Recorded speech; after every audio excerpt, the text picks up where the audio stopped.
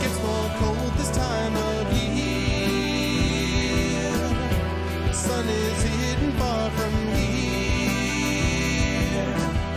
I wonder how I might atone. It's been a year since I left home. The wind is blowing faster now. I'm searching though I don't know how. There was a time I used to know.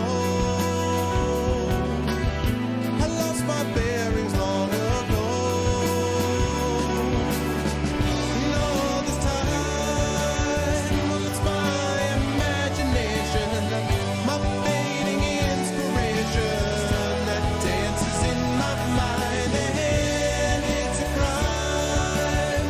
Only my imagination, my own interpretation should lead me down this road, and I know where to go.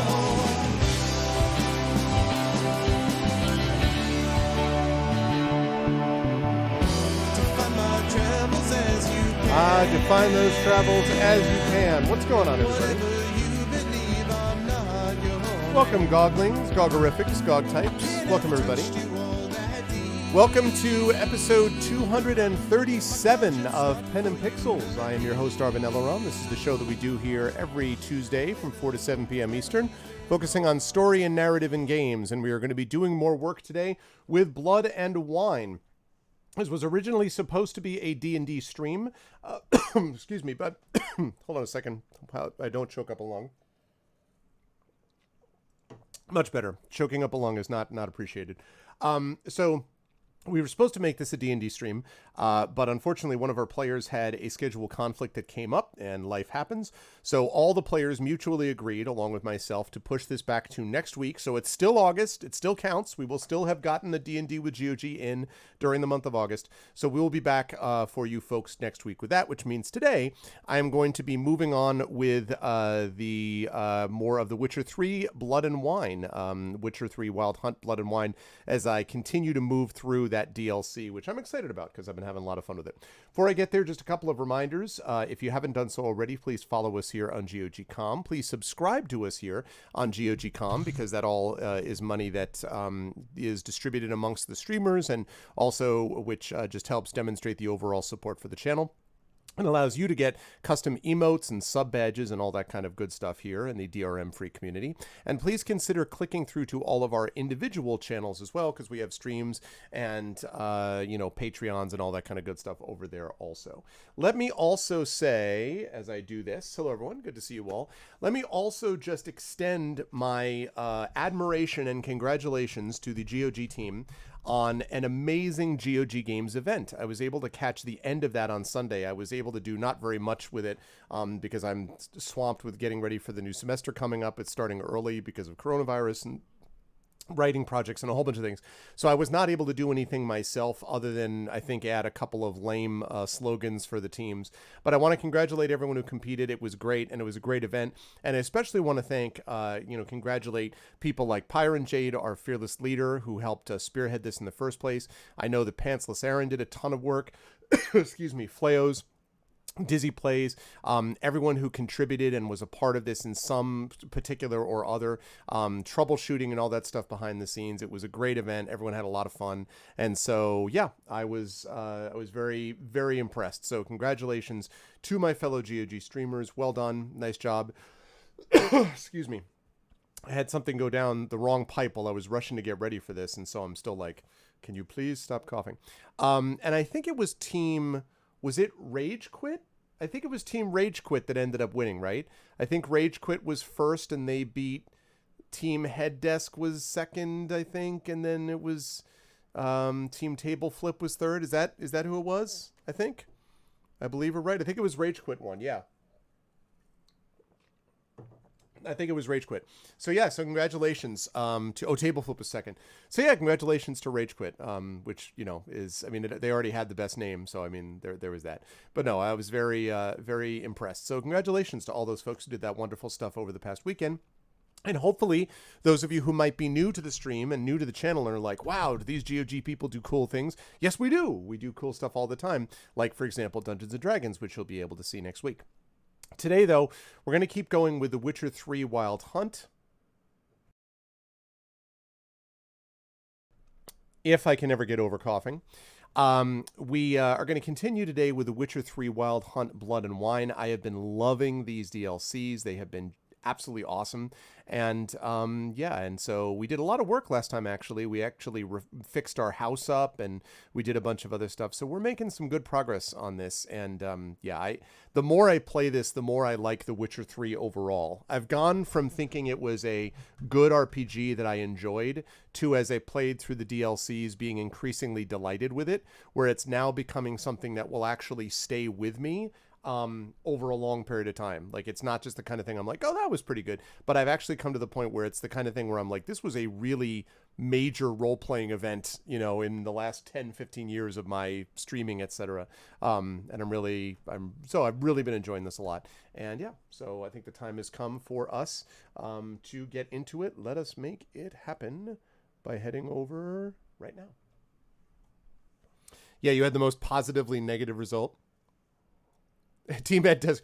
Well, you almost had an epic comeback, Kilgore, in the trivia contest, let me just say. I saw a good deal of that, and that was basically, that felt for a while, I'm like, completely scripted, you know, because it's all set up. The person's making their comeback, you know, they lose the first round, then they do the montage where they're training, running up the mountain with like a log of trivia books on their, you know, on their backs or whatever. And I actually went into that with the assumption that you were the odds-on favorite to win because you own like 50% of these games, like yourself. You know, you own some of these things where you're in the midst of doing this stuff, and I'm just kind of like, you know, so the fact that Frostwar managed to pull out the win was, you know, in the end was impressive, but everyone did a great job, and Pants Siren did a great job with those questions. Those were really good questions, actually. They were challenging, but not like mistish, obnoxious, you know, the way that the puzzles could be a mist and that sort of thing. So good job on that too. No, I don't have to do any screen fixing software for The Witcher. I just had to do it for the Kingdoms of Amalur. But thank you, Aaron, for reminding me that that's something I have to do with Kingdoms of Amalur for sure. Okay. What is this? Your device needs to restart to install updates. What updates? Oh, yes. Well, this is an update that I will not do with right now. You can restart at another point. This is definitely an active hour right now, so please don't restart right now, computer. Thank you for letting me know. Oh, you misunderstood the rules. Oh, see. I had to use color fixing software with Witcher Blood and Wine. No, the thing is, Dizzy, you didn't. You had to use, what you actually had to do was use color fixing software for yourself because you're insane, because Blood and Wine is awesome. The colors are just chef's kiss, just so good. Don't blame the game for your own inability to appreciate saturated colors, sir. Just because you'd like to spend your life living in the world of Metro 2033 or whatever, doesn't mean that we agree. Yeah, exactly. Color fixing software for Dizzy 2.0. Exactly.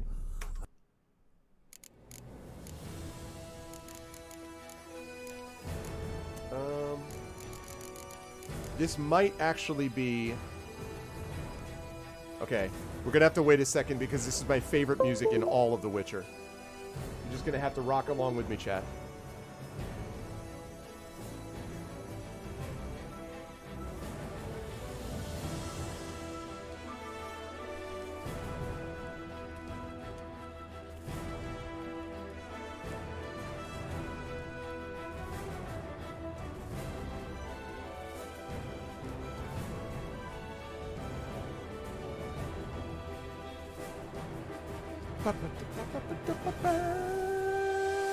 Oh man, sorry. I love that music so much. I sometimes use that when I'm writing. Yes, now that I can actually switch back to this. I think I need to, okay. I do need to go over and reset my Elgato for just a minute, so bear with me. Because this is a little... It's not quite on with the audio, which is fine. I just have to reset it.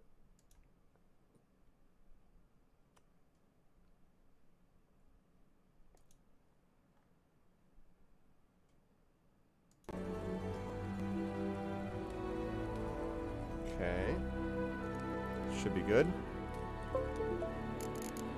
There we go. That's better. Okay. Turn and face the strange. Yes. Oh, this thing. Yeah, I just dealt with this dude, didn't I? When I went down into his basement. I'm working through all these mutations and stuff. I just dealt with this guy. Okay. Yes, I remember. So I have to acquire mutated giant centipede albumin, because of course I do. And then when that's finished, I go on to La Caja Fu, which is the only one of those main quests that I have left. But first, I have to acquire mutated giant centipede albumin, because that is the way that we roll in the Land of the Witcher. Yennefer did. Dizzy. Yennefer did. Where am I gonna...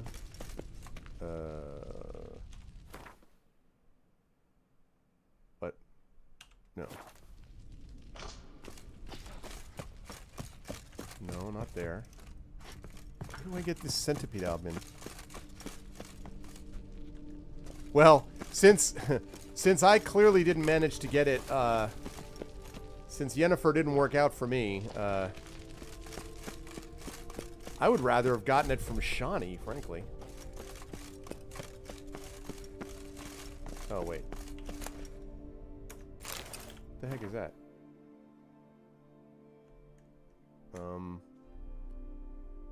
That's interesting. It's 81 armor, but 4% resistance to bludgeoning and slashing, plus 15 vitality, and it's got a... This is better. It doesn't look... It's completely out of character. It looks like hot garbage, and I don't have anything for it at the moment, but that's alright. Still worth. Okay, I need to figure out...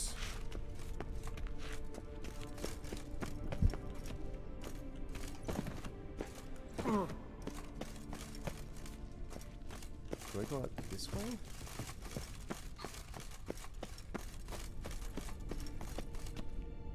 Oh.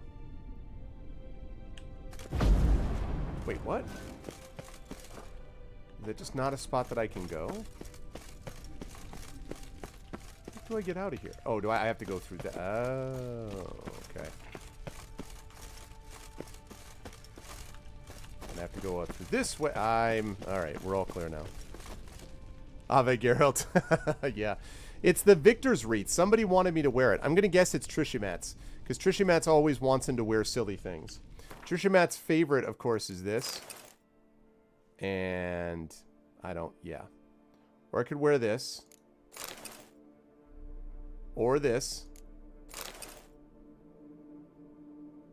Or even this.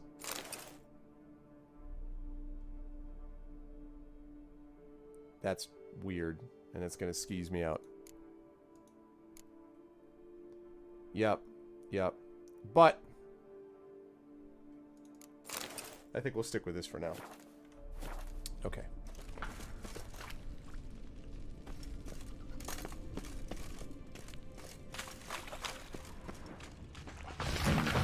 Mom's awake and she's not with you yet.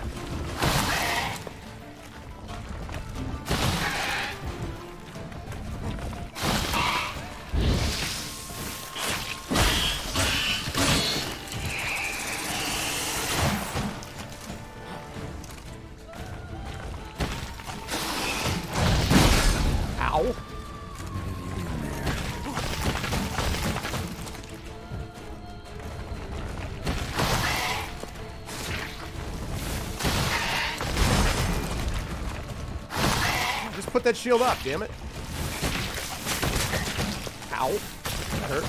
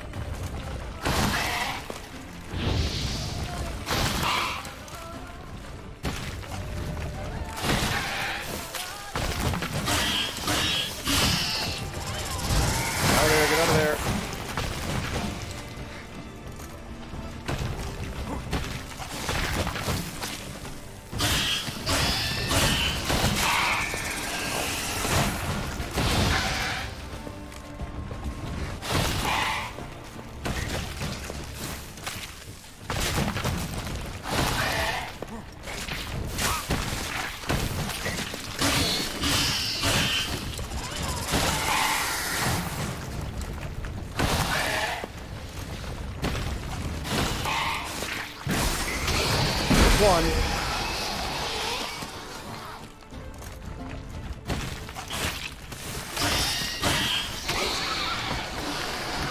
Woo! Sorry. Need your eggs. Sorry. All right.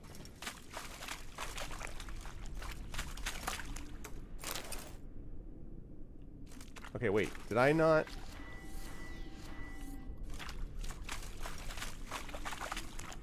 The heck? Did I not get anything?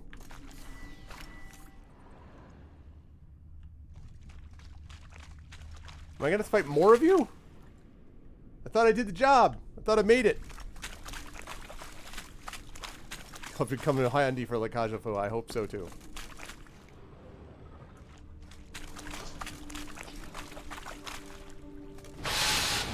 God damn it.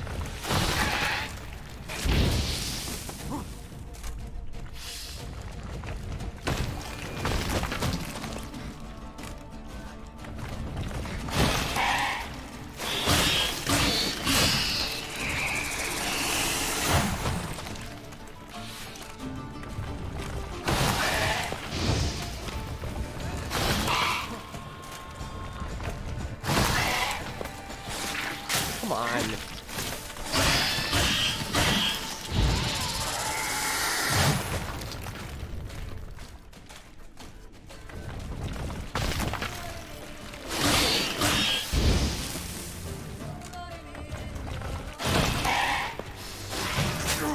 Ow.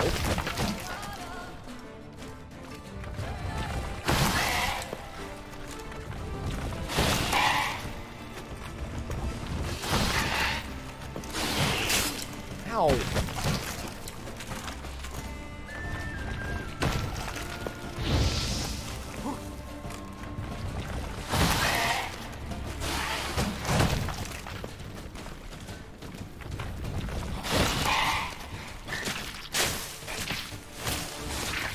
Come on. Ugh.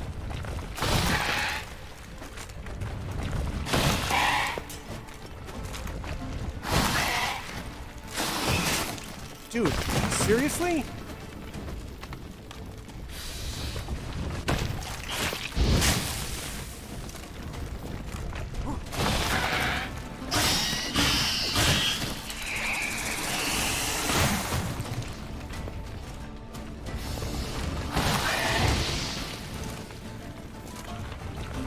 Sorry, chat. I'm kind of focused.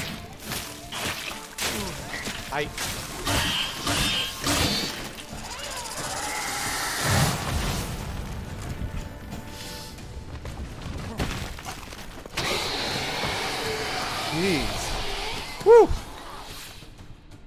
These guys suck.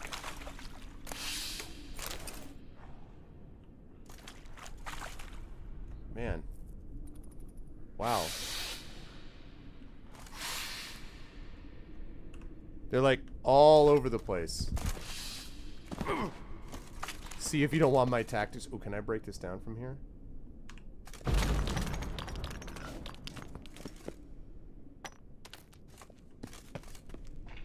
Okay, it's good to know.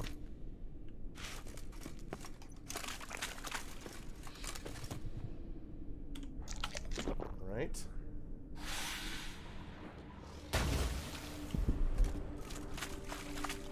Ooh, eggs. Yes.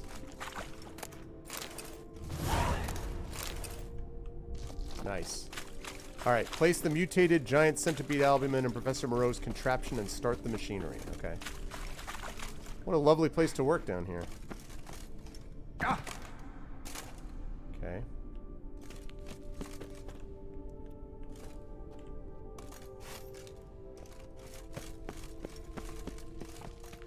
And over here.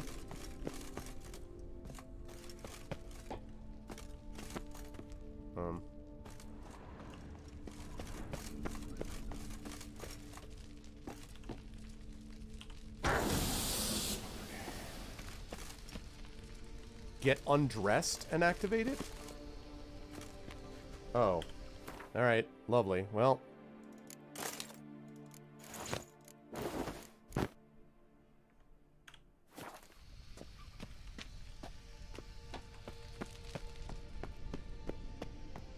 chat. No point going in wearing full gear. Gotta drop my armor. Really?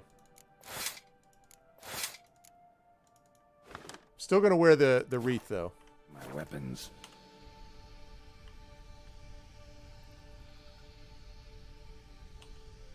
Professor's mutagens might work on me as they did on his son. Well, time to find out. What if they don't? What if they work worse?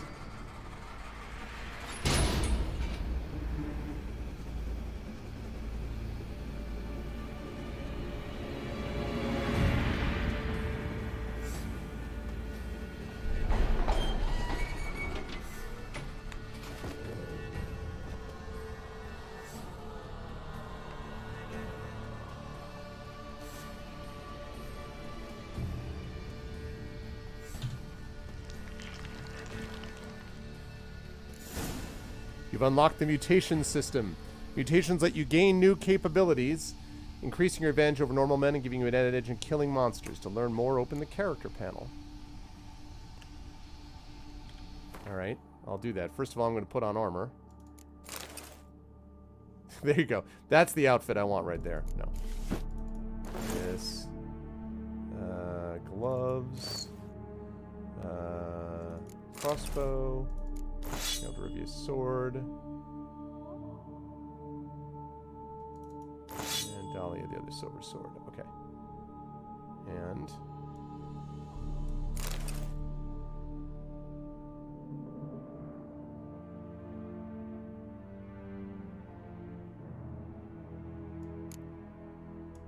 okay.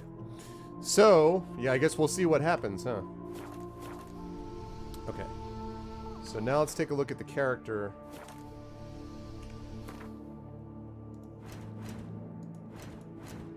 Okay. Press C to open the mutations panel. To use mutations, you must first research them. To do this, choose one of the available mutations. Alright, well... Alright, sword attacks deal 25% more damage to human opponents, immune to counterattacks and monsters. In all other cases, if the attacker's vitality is less than 25%, counterattack immediately triggers a finisher. Okay. For mutation research to finish successfully, you must devote the required number of ability points and mutagens to it. Choose one of the advanced mutations. Develop advanced mutations, you must first develop other more basic ones. Information about this can be found in the mutation's description. Okay. Never fully dressed without a smile. Okay.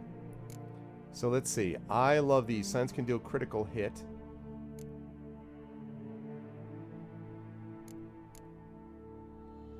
Unlocks an addition. Ooh. Each stage unlocks an additional ability slot. Wait a minute. Are these ability slots? Or when they say unlock ability slots, do they mean back in the other screen?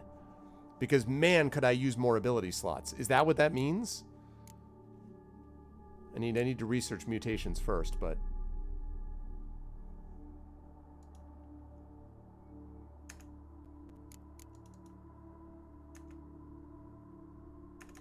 I need more ability points, too. But does anybody know? Is that what that means? So, in other words, does it mean... It does mean ability slots. Ooh, that's super good. Okay. Alright, well, when I level up again, yeah, that's pretty sweet. I mean, I need ability points, so... Man. So I need to research 2 mutations to unlock an ability slot. Super useful. Yeah, it'd probably take a while to do that, but that's pretty cool, though. Alright, leave Professor Moreau's laboratory. Guessing this man didn't come here willingly.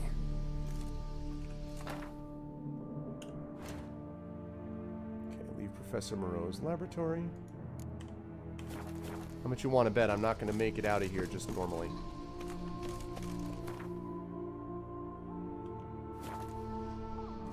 I am not going to make it out of here the normal way. A power cell for portals. Feels dead. Maybe a sign will revive it.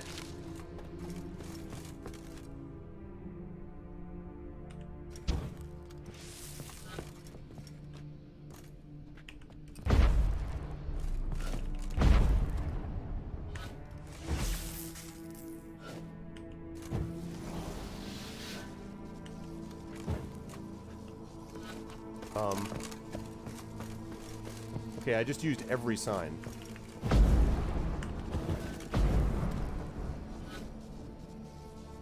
What the...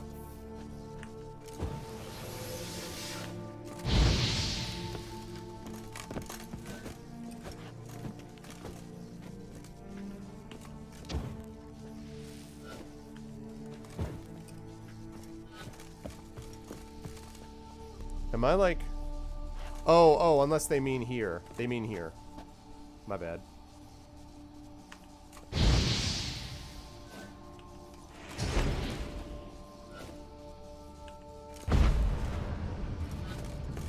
One of them would do it. Alright. Okay, I was a little bit like,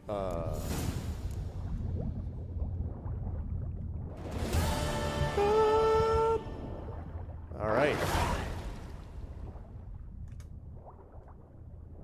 Okay. Good stuff. Alright, so now we have only one quest left, folks, and that's to go back into the main quest. Meet Regis at Mère la Chaise-Longue Cemetery. So beautiful. Look at it. Dizzy, just drink in the beauty. Drink in the beauty of it. Look how beautiful. Look how beautifully saturated the colors are, and it's just great.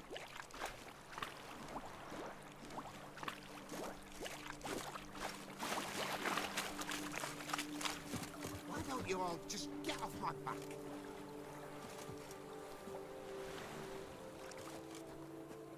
Just for Dizzy. Hello, fisherman. What do you want? Nothing. Hello, dog. Hi.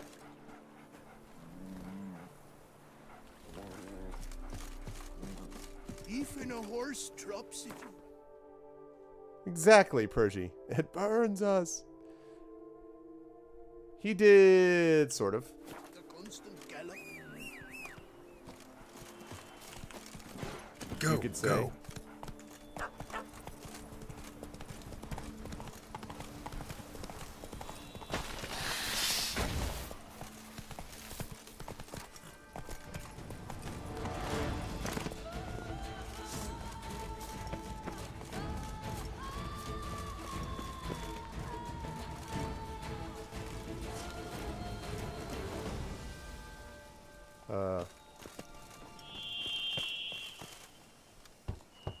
Hello. Regis! Thank you, Zichwar. Damn it. Locked. No way I got the place wrong. This is it. New Gotta Assassin's be. Creed Gotta game be looks another great. way in around here. I don't know what, I don't know why that didn't pop up on my...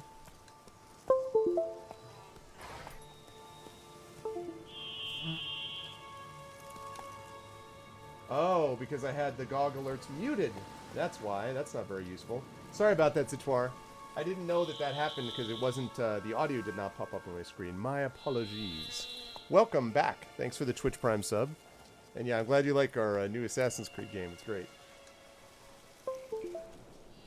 If you like this, you're definitely going to love the new Mass Effect 2077 game coming out very soon.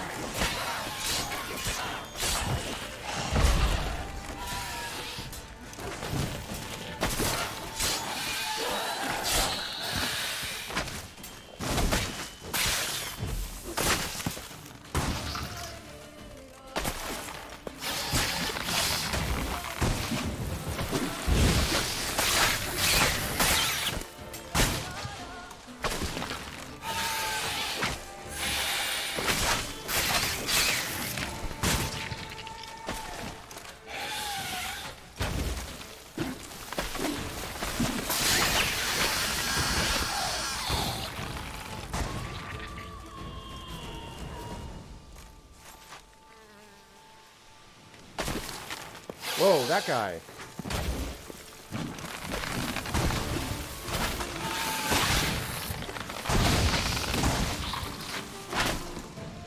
Why are you punching? Excuse you?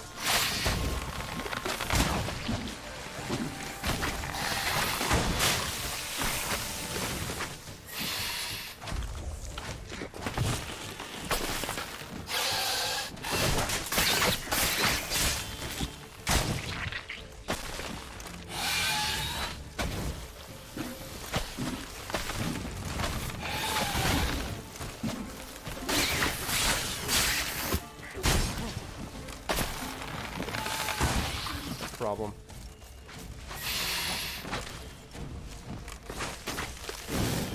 Where'd you go? Where'd you go?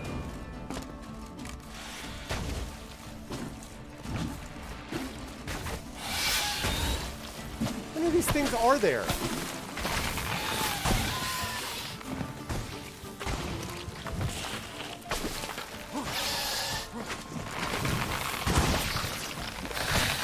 Get out of there.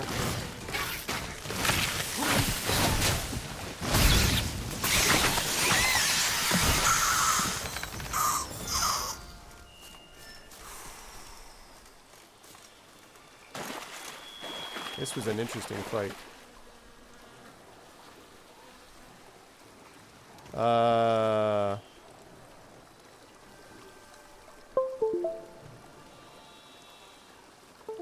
That was impressive. As you are permanently banned forever. Nice work, bot. Okay. It's an interesting troll, or interesting troll bot. That's a new one. Okay. So, what was I... Ah, yes. I was going up here. Annabella and Guidon de la Tour, art patrons killed by a poison apple. Yeah, I know. There has been a lot of that as of late.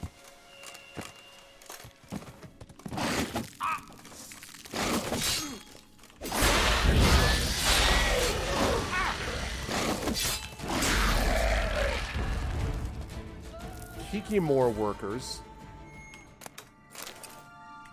Alright, let's find out what the heck these things are that we just fought. We just added a few things into the bestiary.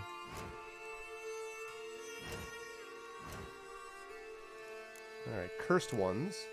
These things, these archospores. That's alright. Yeah, no, it's been happening in a lot of different places, it's true. Although I haven't seen that one before. Looks like a flower to me. A hideous, disgusting flower. Blasco Tenerby, last words. Archospores look like gigantic, aesthetically unpleasing flowers with some of the traits of exceptionally cruel and bloodthirsty sundews. They are, however, far more dangerous than even the most colossal sundew. Their peculiar appearance makes them practically impossible to discern amidst other plants. By the time one draws close enough to realize what they are, it is often too late to flee. According to popular belief, archospores are cursed plants grown in soil fertilized by the blood of the dying. They are most often found in places which in the past saw pogroms, bloody rituals, or cruel murders. 4 types of archospore have been catalogued to date, differing from one another in terms of coloring. Brown, the least dangerous, green and purple, the most dangerous. The final variant, said to have been cultivated by mages from Banard, is the yellow archospore, whose strength is similar to that of its green-colored cousins. So vulnerable against cursed oil. And Igni, obviously, I would have expected that. Okay, and then we've got insectoids, which is this thing we just dealt with. First of all, this pale widow. Never have I seen such a creature. It is like a giant centipede, but white, utterly white. Account of Dr. Vittorius de la Vega after the first encounter with the pale widow. This rare variety of giant centipede dwells in underground layers and owes its name to its unusual pale white coloring. Like the more common giant centipede, its body is covered in hard chitinous armor, with numerous hooked limbs sticking out from underneath. Some scholars raise these creatures in laboratory conditions for the properties of their albumin, which makes an excellent base for the brewing of mutagenic potions. It's also creepy. Alright, now that thing I just dealt with just now is Kikimor Worker. The old fool came home all black and blue, claiming Kikimors had attacked him in the woods. Who's he take me for? His mates worked him over because he'd cheated a Gwent. If it had been Kikimors, he'd be dead, and I'd have peace at last. Lavinia, wife of a Beauclair innkeeper. Kikimors form colonies, making them similar to communal insects, such as ants. A Kikimor colony is ruled by a queen and organized into something of a social hierarchy. Oh, that's charming. Kikimor workers take care of hunting food and bringing it back to the nest, while Kikimor warriors defend the nest against attackers. A worker on its own can be easily killed by even a weak person or a child. It is rare indeed, however, to come across an isolated individual, for Kikimor workers usually move in groups of a few to a dozen or so members. I think I just killed one. It was an individual. The only defense against a swarm of Kikimors available to a normal person is to flee, and not even that is guaranteed to work. Alright.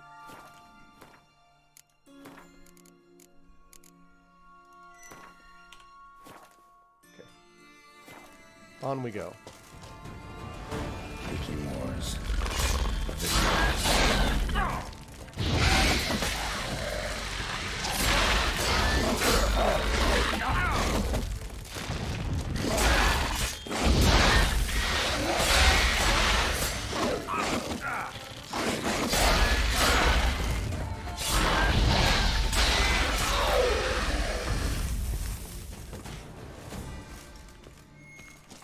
Charming. What lovely creatures we have here.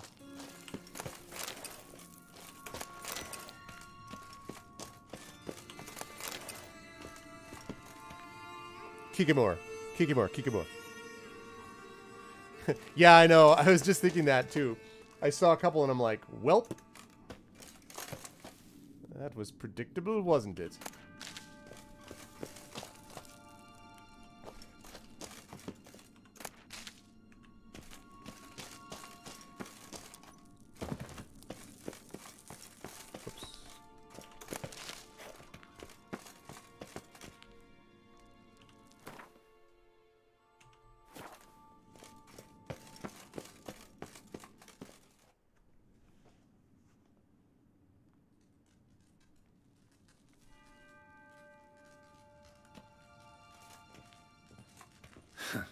Agreed to meet a vampire at a cemetery. How much more cliché can you get? Nothing comes readily to mind. Could have left the door unlatched. What of my privacy? I value it rather deeply. Unmolested, especially by unwanted guests, that's my preferred state. Besides, I knew you'd find a way to get in. True enough. Need to find your friend. I'm hoping you'll agree to help. I shall do whatever's in my power. Yet what you want or even need must matter little. What matters is what Dettlaff wants. If he does not wish to be found, you will not find him. Ever.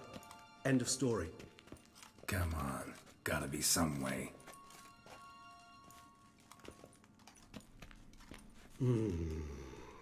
Vampires can evade detection by the senses, and no divination magic works on us. Even the most precise megascope would be useless. And this? Could this help? Wherever did you get that? Off one of the beast's victims, found by a bend in the river. Body was chopped in pieces. 3 of those pieces were hands. Hand with the ring seemed the odd one out, but Bruxa had taken an interest in it.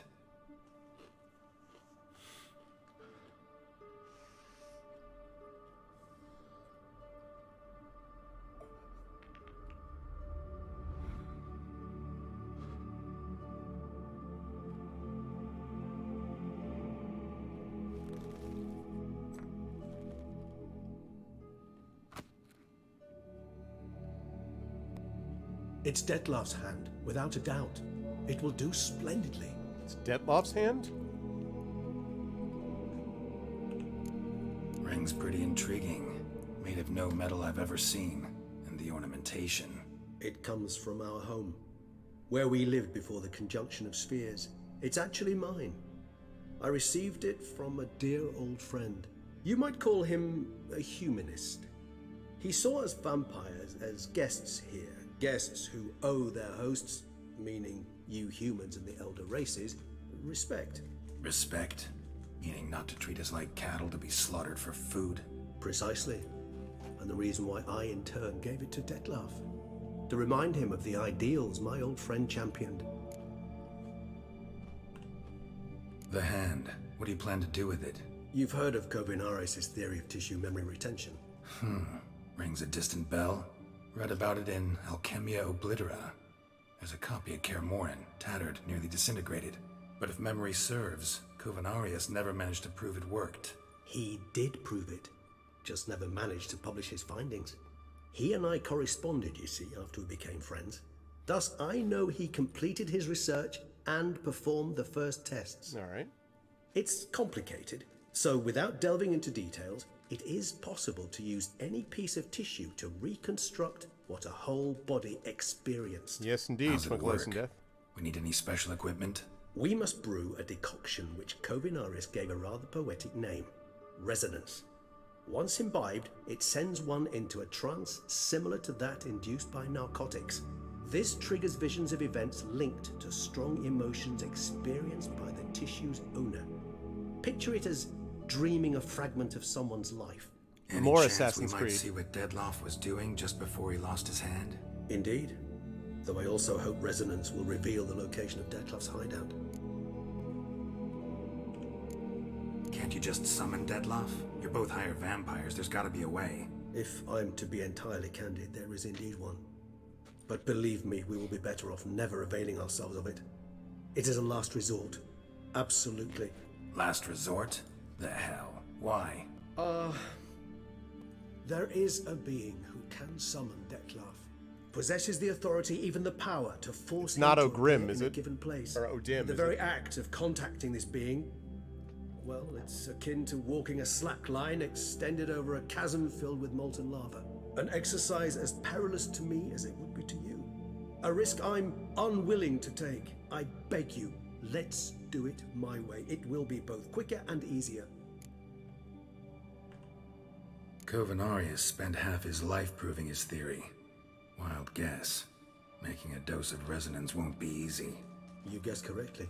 In addition to Dettloff's tissue, we shall need a powerful occipital lobe stimulant. Great. Effectively a poison, to make one susceptible to visions. Lovely. Hey, what's up, Coven? I've got a few ingredients to choose from. Unfortunately, all are pretty rare. There's Mamoon glands, but closest ones I know of are in Vizima. A spotted white saliva would also serve, but they were cold to extinction over a century ago. Could go with a kobold's eyes, but the creatures are sentient. Rather not gouge one's eyes out. See, that code of honor. Given that we lack the time to sleuth this out ourselves, permit me to summon some help. That code of honor, not wanting to just take out a kobold's eyes. Yep. Yep. Called it.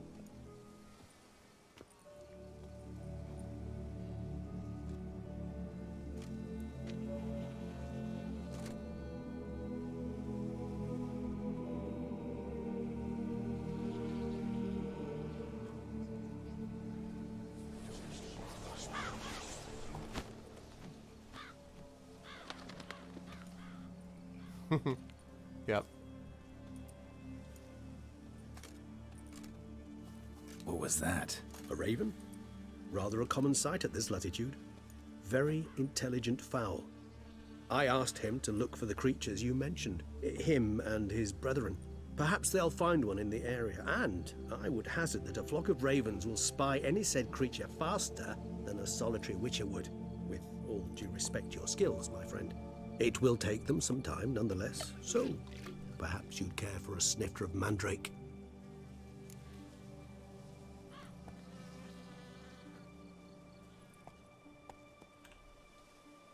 Rarely say no to a snifter. Sadly, this is but a weak infusion rather than a proper distillate. Even better. I remember your mandrake hooch. Made people say things they'd have rather kept to themselves. Now, what could Geralt of Rivia prefer to keep to himself?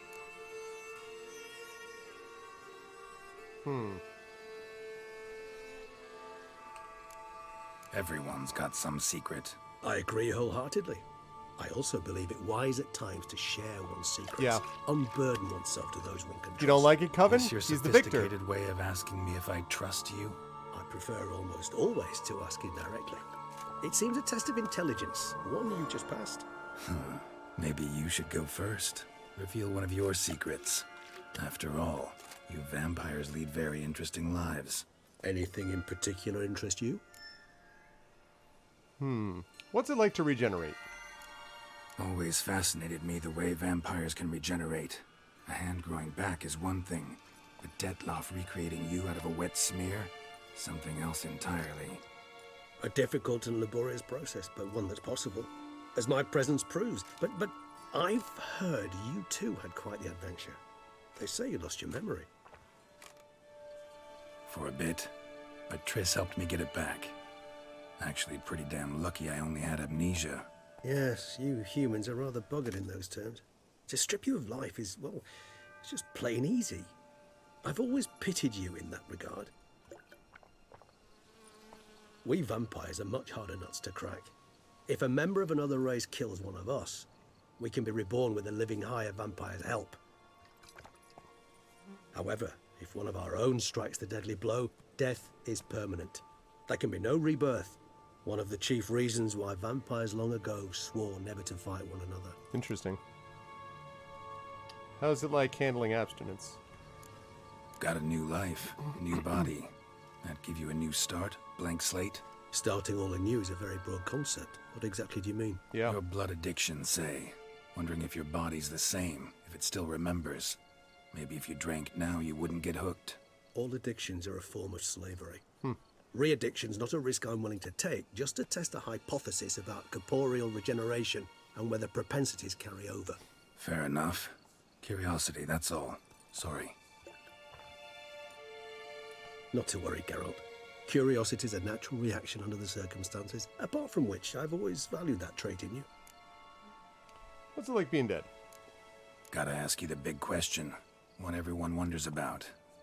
What happens after death? You wish me to tell you if the human belief in the gods is well founded? Well, that I do not know.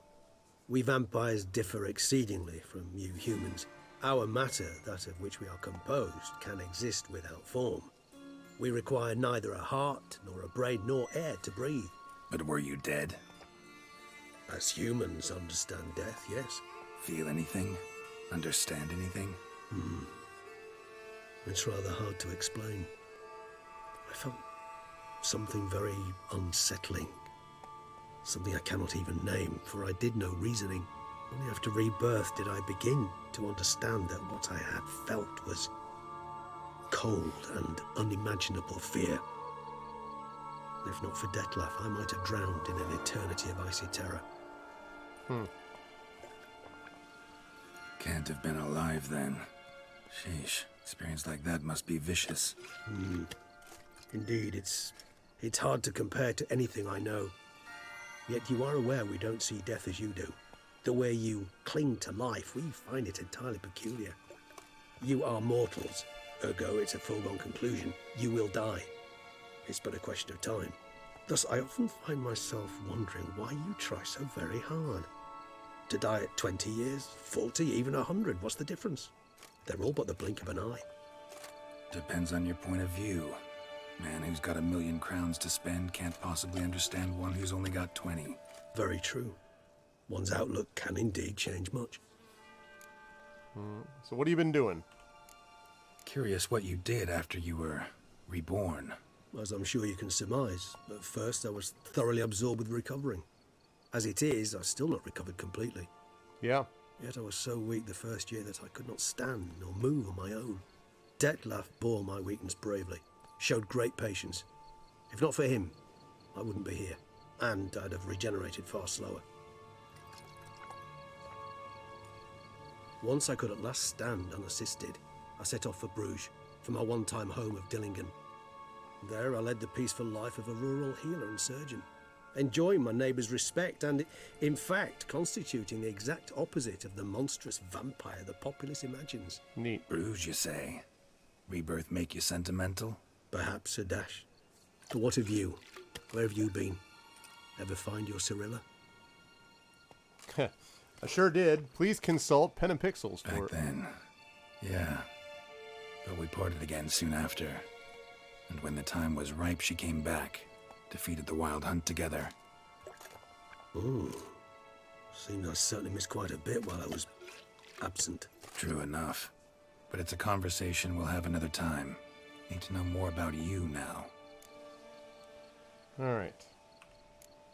All right. Give you one question. What do you want to know? One question to ask one as fascinating as you, Geralt. Cruel parsimony, I'd say. But I shall do my best to make it count. If you were to die and be reborn as I was, in your new life, would you choose to be a Witcher?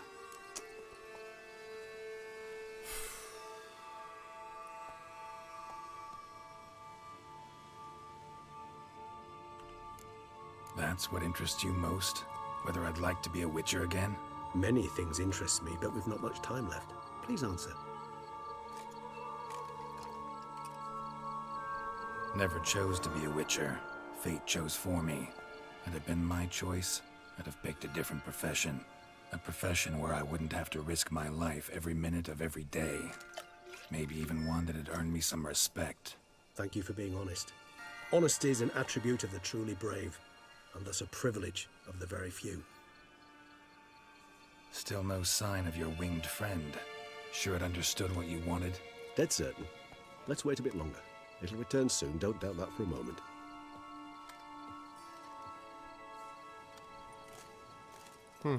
Interesting.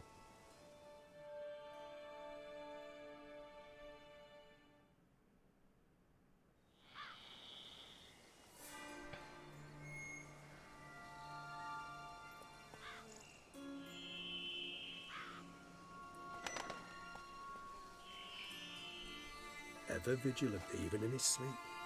Quite vampire-like, in fact. Are you absolutely certain they don't administer a few of our genes during the trial of the grasses?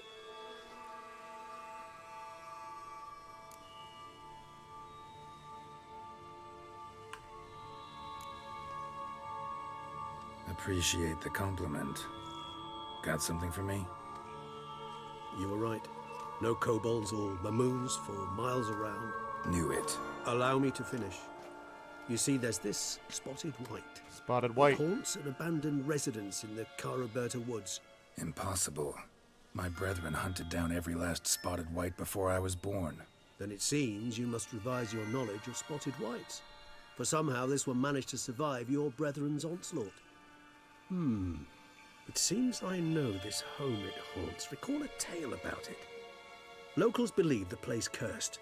Perhaps that's how the white survived entirely unmolested. Convenient. Whites rarely appear in the woods, even less likely to find them in abandoned human homes. They inhabit remote wildernesses, old abandoned cemeteries. What's your point? This might not be a spotted white after all. Your little helper might have made a mistake. I sincerely doubt it. Ravens are devilishly intelligent creatures, and they Yeah, have highly ravens. developed observational skills. What exactly did they observe? The area around the estate, it's covered in spoons. Spoons? Spare me the skeptical smile. I'm but the bearer of this news. Or perhaps this spotted white is a hoarder. Or the spoons are somehow related to the curse.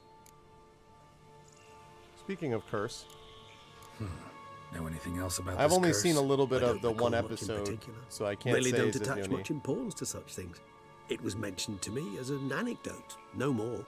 Come on, search your memory. Something, anything could be important. I believe it had a relation to hunger, or perhaps greed, rapacity.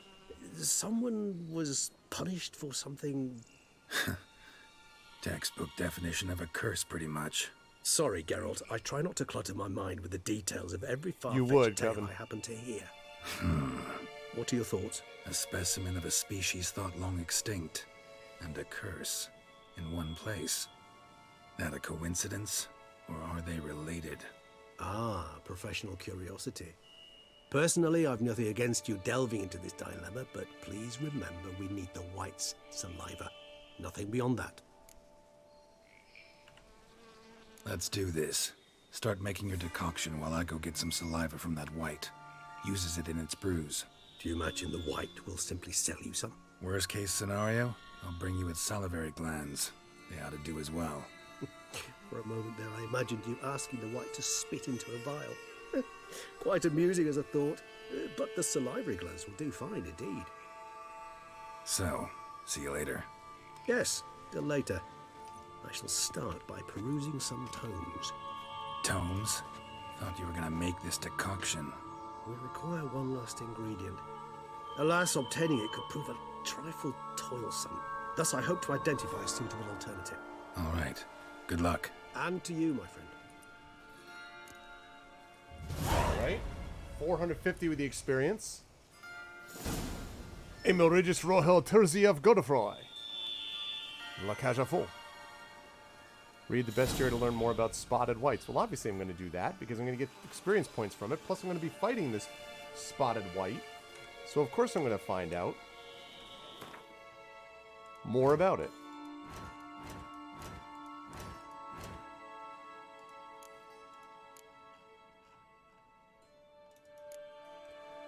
The best defense against spotted whites? Stay calm and leave them alone.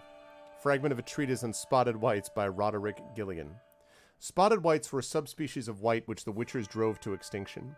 They were larger than their unspotted kin and owed their names to their numerous blotches and effusions. Spotted whites would most often dwell in derelict cemeteries and empty wildernesses, yet at times took to living in abandoned human domiciles. There they would indulge in their greatest passion, creating brews from their own emissions. When not disturbed, spotted whites would not act aggressively. If threatened, however, they became very dangerous indeed. In the colder months, or when faced with an unseasonable chill, they would slip into a state of lethargy, making them easy targets. Even during their active periods, it is said the Witchers found a surefire way of besting them, based around careful casting of the Erden sign, or at least so claims Witcher lore. Okay.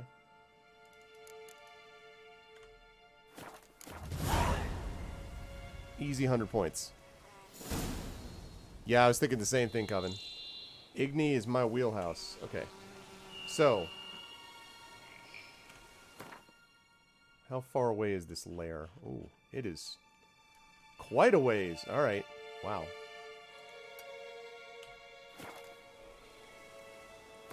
Let's do a hard save here.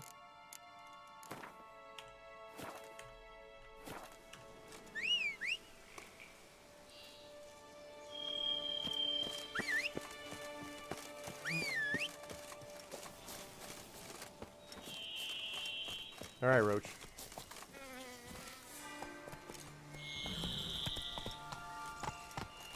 Get out here. And let's go.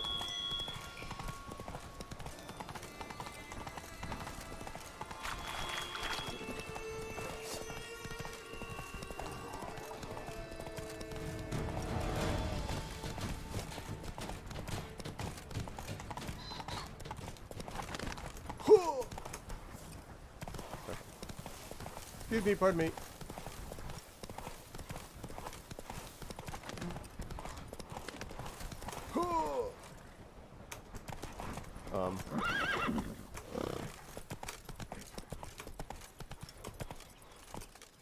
Okay, good. I want to make sure that your jumping is working because.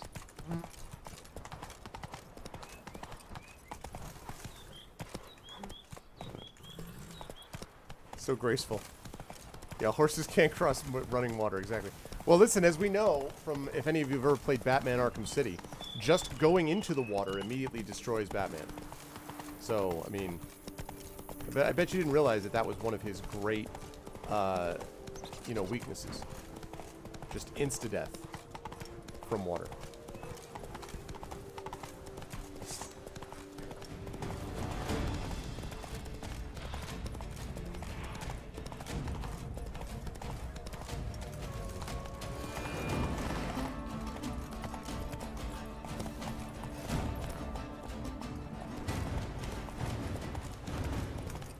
Come on, jump.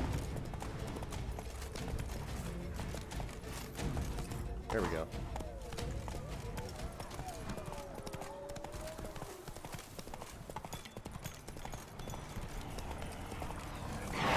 Oh god.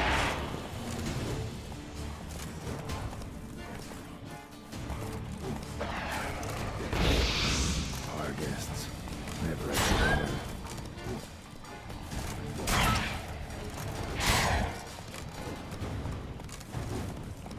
Alright, let's go.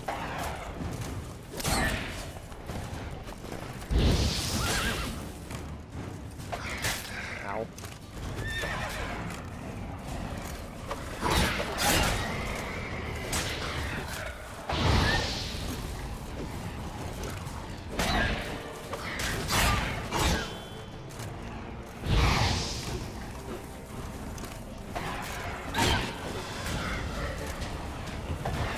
Ow.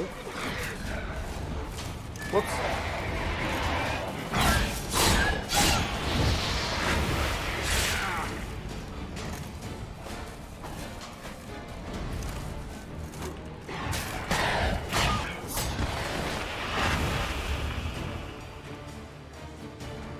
Okay, I gotta fix my sword.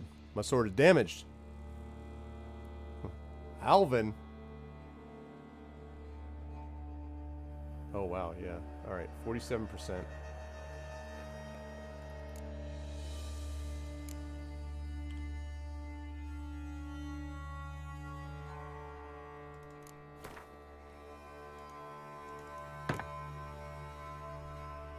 87%. Oh, 68%.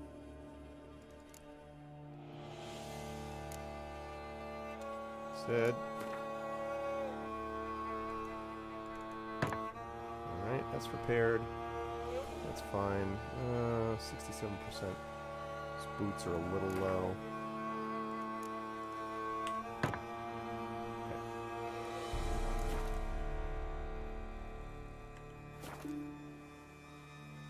Autopathing on roads? Oh, that's interesting. Yeah, I can see that. I mean, truthfully, part of that was just me being sort of lazy and tracking myself. I just was kind of like, oh, I can go around. I don't have to go, you know. That was part of it. But yeah. Oh, convenient.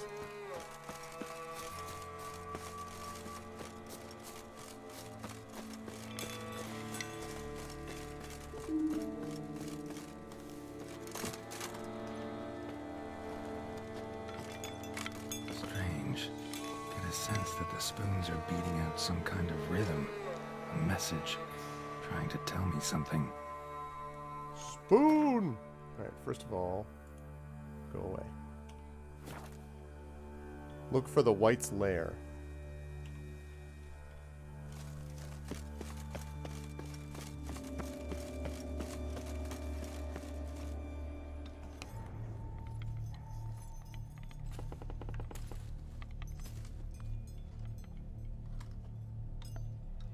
Yeah, I mean, that's kind of what I was doing.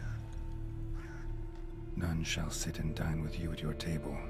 No spoon you have shall say to you, never again shall you wish to spy your reflection in the mirror. Sounds like a curse, all right.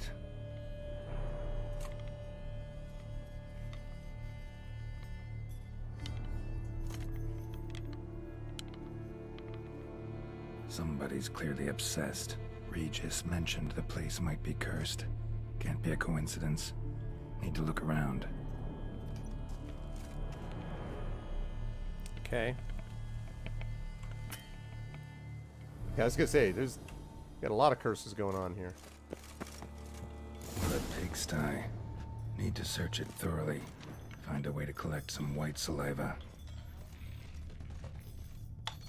White's obsessed. A real collector. Thoroughbred.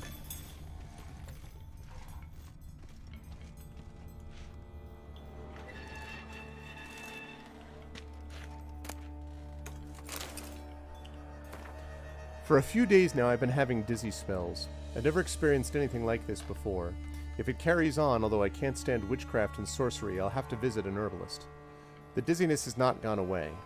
Worst of all, it's been joined by pain so strong that at times I cannot see. I've been to the herbalist. A repulsive old crone looked at me like she had seen a monster. She gave me some cursed mixture that I have to drink twice a day. It's not helping at all. Today, like every day, I looked in the mirror and I was lost for words. I usually check that I don't have any wrinkles or bags under my eyes, but today, there are no wrinkles, but I'd rather that there were. I have hair growing on my breasts. It's horrible. It's got to be because of those damned herbs. I went to the herbalist to smash her face in, but her chambers were empty. She must have known what would happen to me and legged it. My family is starting to suspect something, although I'm cutting the hair back, which is growing back faster and faster. I've tried to put the idea out of my head, but I can't hold it back any longer. Maybe it wasn't the herbs that have led to this, but a curse placed upon me by an old beggar whom I had to chase off one time. I have to find out. I want to hire someone who can find the herbalist. I cannot think, and it's getting hard to write. Loneliness, no family. Eat. I want to eat. Not a good spoon, empty spoons. Nothing. Eat. It hurts. Mirror. Lies. No. Ah! Poor girl. Realized she was changing into a monster. Recorded it in her diary. Poignant.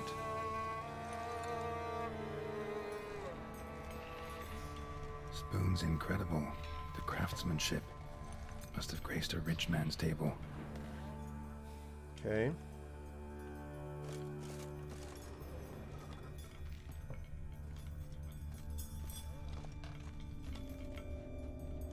Isn't it all creepy?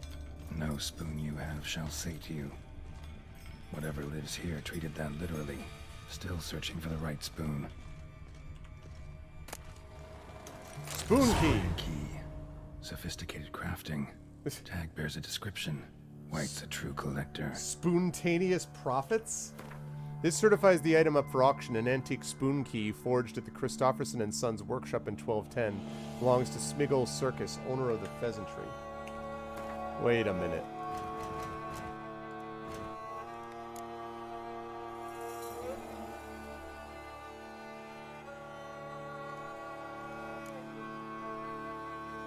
Is that a treasure hunt? Spontaneous profits. I'll have to think about that. I'm not sure.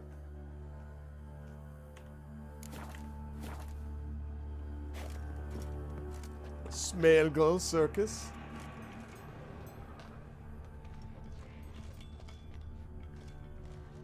Spoon. Pretty ordinary. Maybe a little old. Lovely. Skeletons. Doubt they came here willingly. This have anything to do with the curse? None shall sit and dine with you at your table. It makes sense. Right arm bit right off. Teeth all knocked out. Somebody tried to force feed him. Yeesh. Broken neck. Indentation in the skull's lateral surface. Smacked in the head. Oh, with is that the something case, heavy. Phyllis? Yeah. No claw or fang marks. Probably choked to death.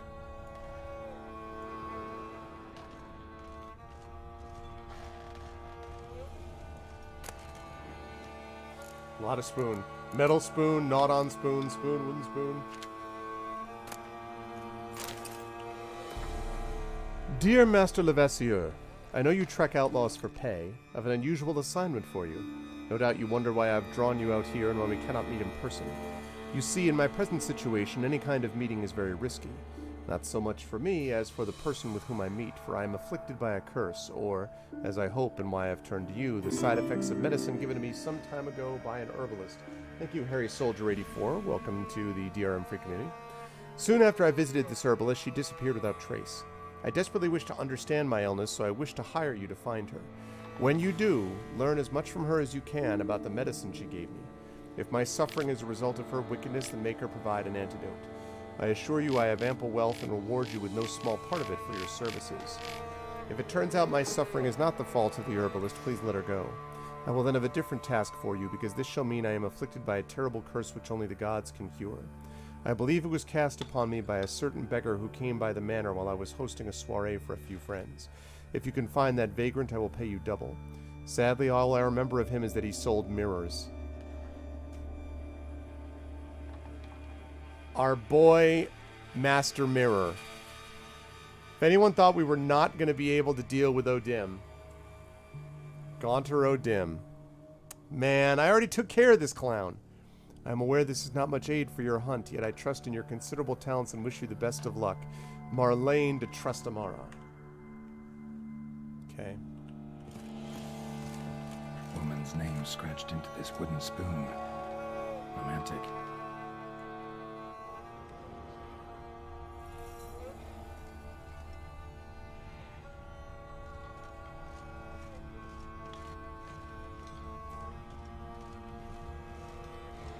Another spoon. Yep, just as normal as the last one.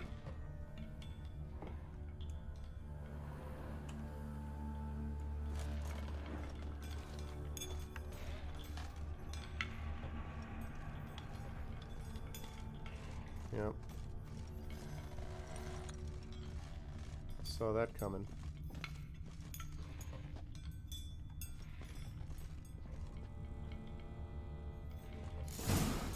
Actually does seem like a White's lair.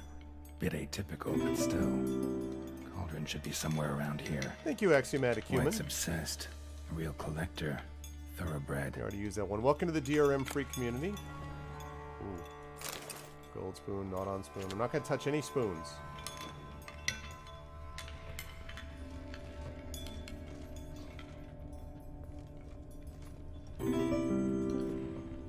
Thank you, Ilya880. Cauldron I was looking for. White's not particularly tidy. Table's set. White, who lives here, is getting ready for some sort of feast. Charming. White that lives here Definitely afflicted by a curse, and it's been trying desperately to lift it. Spoon, pretty ordinary. Maybe a little old.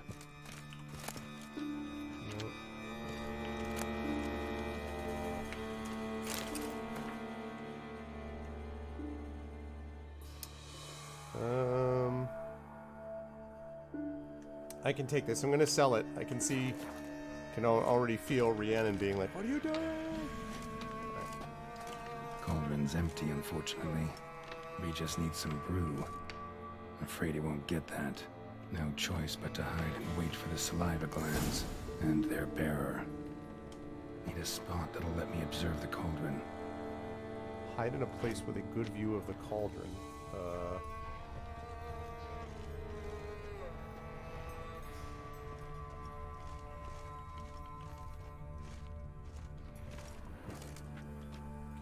Please.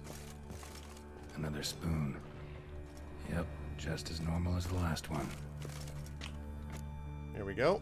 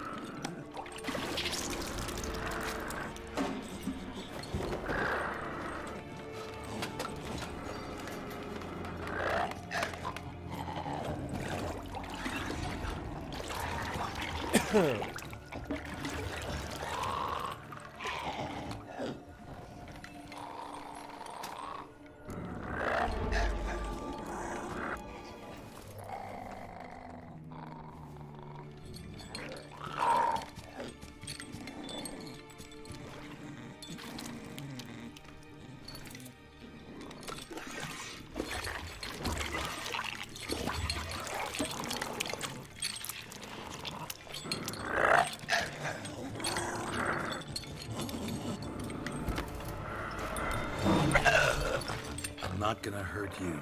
Wanna help? I've seen the words of the curse on the walls. Think I know how to lift it.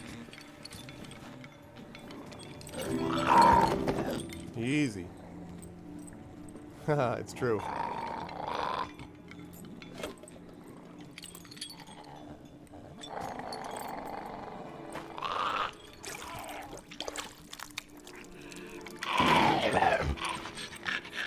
Tried to bring folk here, convince them to sit at the table with you, right? Well, I'm gonna be your guest now. Your willing guest. Oh, interesting.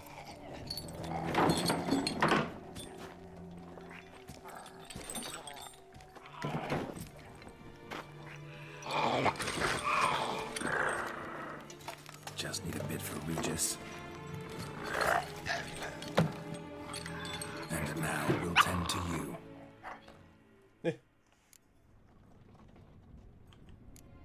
Need to get this right.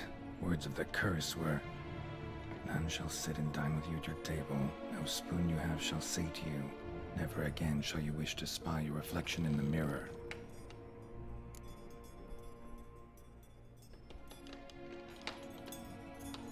Say that again? Need to get this right. Words of the curse were, none shall sit and dine with you at your table. No spoon you have shall sate you. Never again shall you wish to spy your reflection in the mirror. So, no, let's not using the spoons.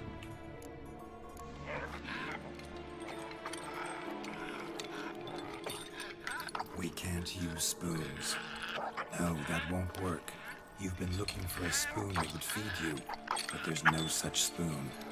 We need to eat without spoons.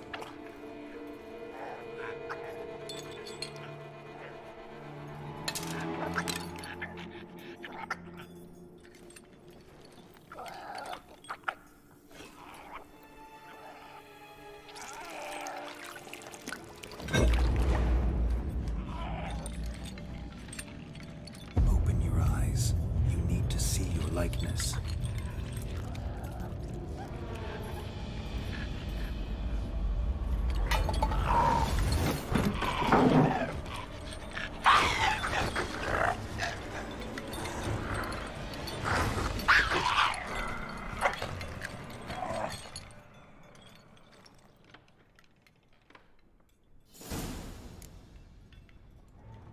think it worked.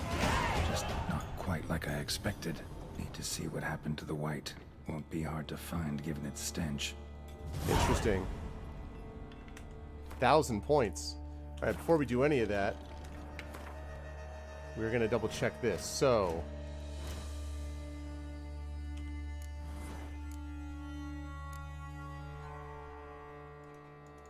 I need one more ability point, so I got to hold on. I got to hold on to my ability points. Although, oh man. All right, but you know what? I need to do the mutagens, and here's why. There's other things I want to add into this. Just the fact that I can get more open slots here means that I need to be focusing on that, and I need 2 researched mutations, which means I need another ability point, and then another 2 ability points, which means I'm 3 levels away from being able to open up another ability slot. So, it's going to be a while, but any case.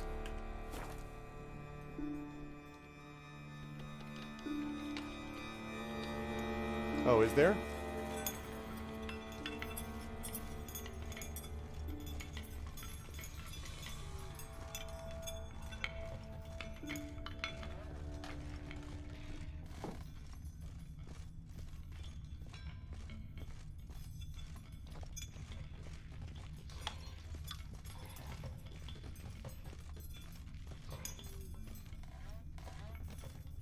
Hey, Aiden Blue. Yes, this is the Blood and Wine DLC.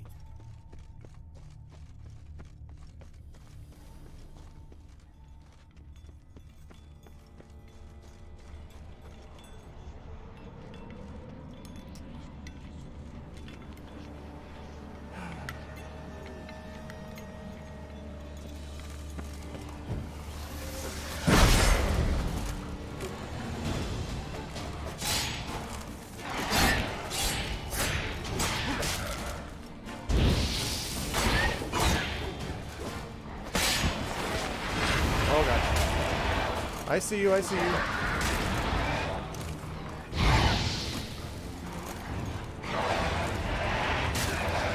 Wow, there's a lot of you. That's a lot of Barghests.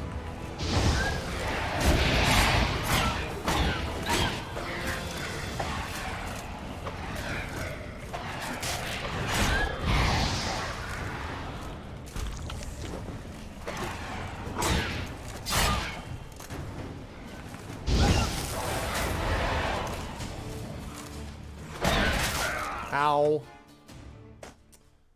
Damn it. Noxious. His Barghests are strong. The problem is there's too many of them. I mean, so. Alright, let me see what the, oh, okay. Let me take a look and see what the bestiary tells me will work best against Barghests, which are, what exactly? Insectoids, Necrophages, Ogroids, Relics, Spectres. Alright, what are you particularly good against? Spectre Oil, that's logical. Spectre Oil and Axii. Alright. Hey, Putin under risk. Alright, so Spectre Oil and Axii. Alright, well. I ought to have some Spectre Oil somewhere. First Oil, Draconid Oil, Insect Oil, Necrophage, Spectre Oil. Do I have any enhanced? No.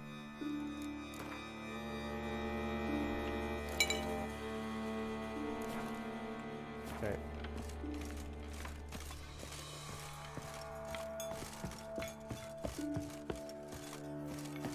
Okay, all the way up. All the way out. Whoops. Wait, he just came over there. Alright. It's normal mode. Well, I mean, yeah, I'm here for the story, but also normal mode is normal mode, not easy mode. I mean, you know.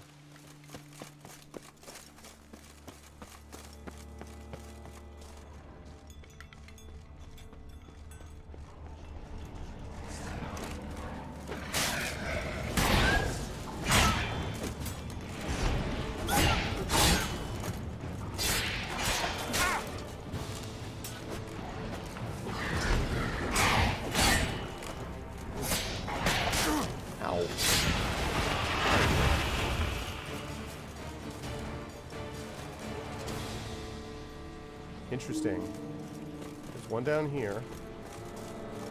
Yeah, I see you.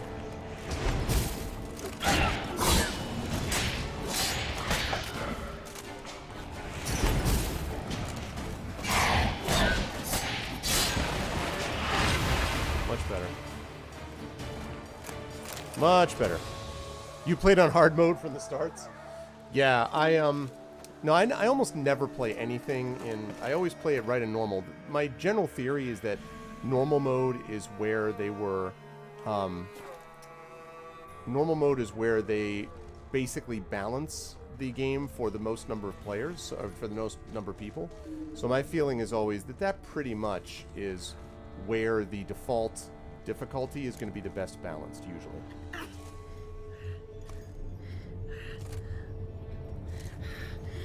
Easy. Not gonna hurt you. Eat. I must eat.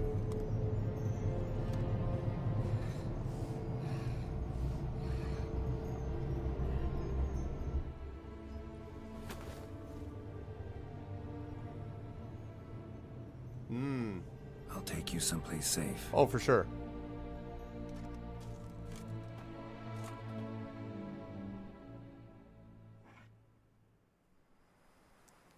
He took her back to Corvo Bianco.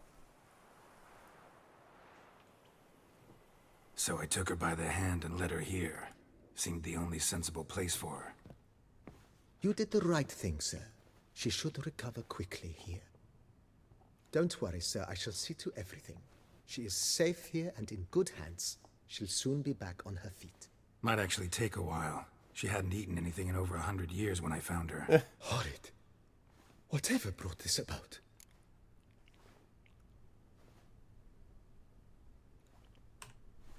Told me her story on the way here. Her name's Marlena. She was once the very beautiful and proud heiress to the Trastamara estate. One evening, when she was holding a banquet for friends, a beggar came to her gate seeking alms.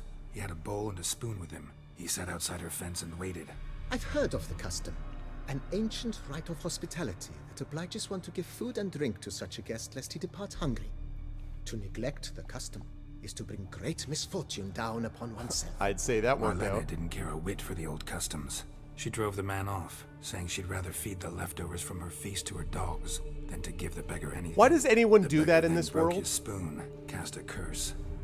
She was beautiful, so he said she'd never wish to look at herself in the mirror again. Oh, man. Since she adored feasts, he swore no one would ever wish to sit and dine with her. And as she even refused him the crumbs from her table, he swore she'd never find a spoon in the world that would sate her hunger.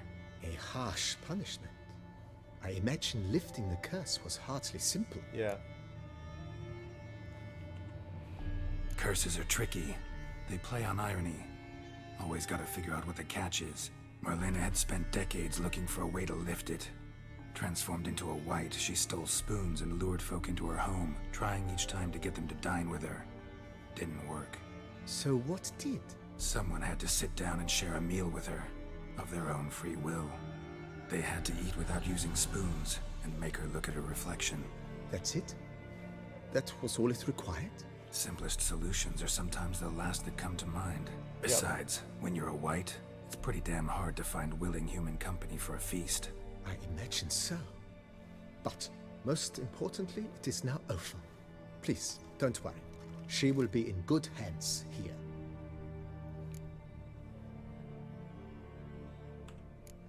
Thanks. Gotta get back to my business now. See you soon. Hell yeah. Another 1,000 points.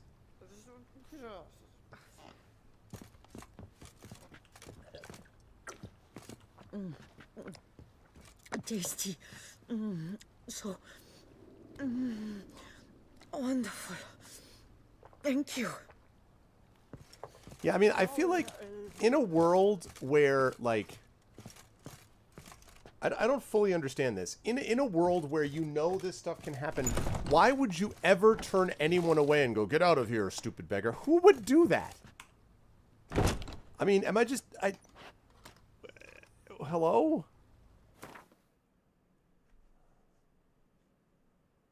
I just don't get it. Like, come on, man. Like, you gotta realize what's what you're looking at here.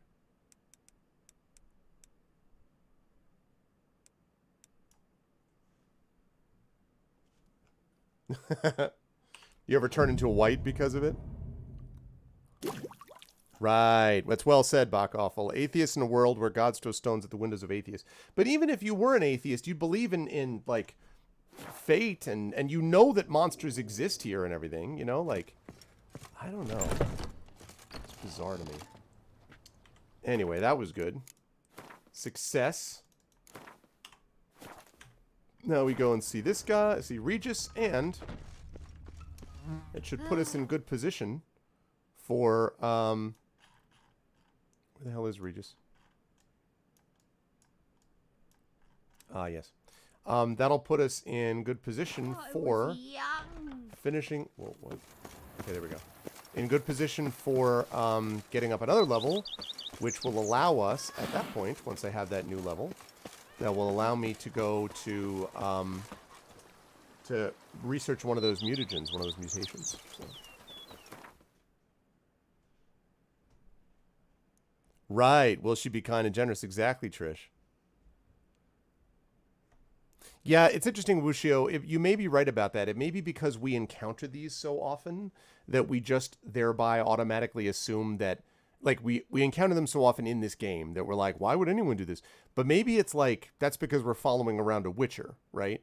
And so if we were following just a normal everyday human being, you know, this would be extremely rare. But it feels like it happens fairly commonly. I mean, you know. Okay.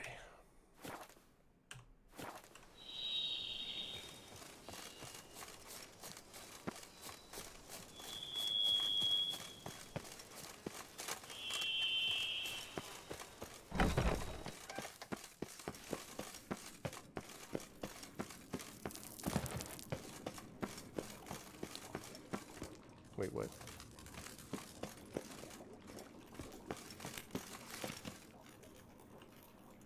Okay.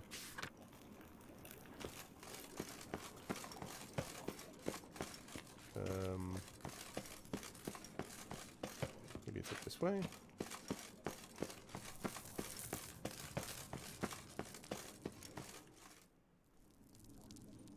Yeah, I guess so. Think your friend's hand will make for a nice broth? You've clearly honed your sense of humor. But we are not cannibals, Geralt. I took a fragment of tissue from the hand. It will suffice to prepare some resonance. What did you do with the rest? I cremated it, as our codex commands. Raven told me you'd acquired the necessary ingredient. Best tip, get a sense of whether you're going to be the kind of player in a combat sense that wants to go toe-to-toe. I tend to do a lot of dodging and rolling and a lot of quick attacks because I just find that's easier for me. But I would recommend if you can also be kind of a heavy toe-to-toe type player who does a lot more blocking, parrying, and therefore uses different kinds of armor also. So I'd figure that out. And also, choose a sign to specialize in. I chose Igni, and then later on I chose Quen, which is the shield one. And those two things together really have helped in my particular build, but other people could do a lot with Ard and Axii. So get a sense as you're going through the way that you want to play the game. Other than that, take your time and enjoy it. It's a wonderfully story-based, it's just a lot of really good, wonderful detail work done into this RPG. So, and don't pass up the DLCs, because the DLCs are great.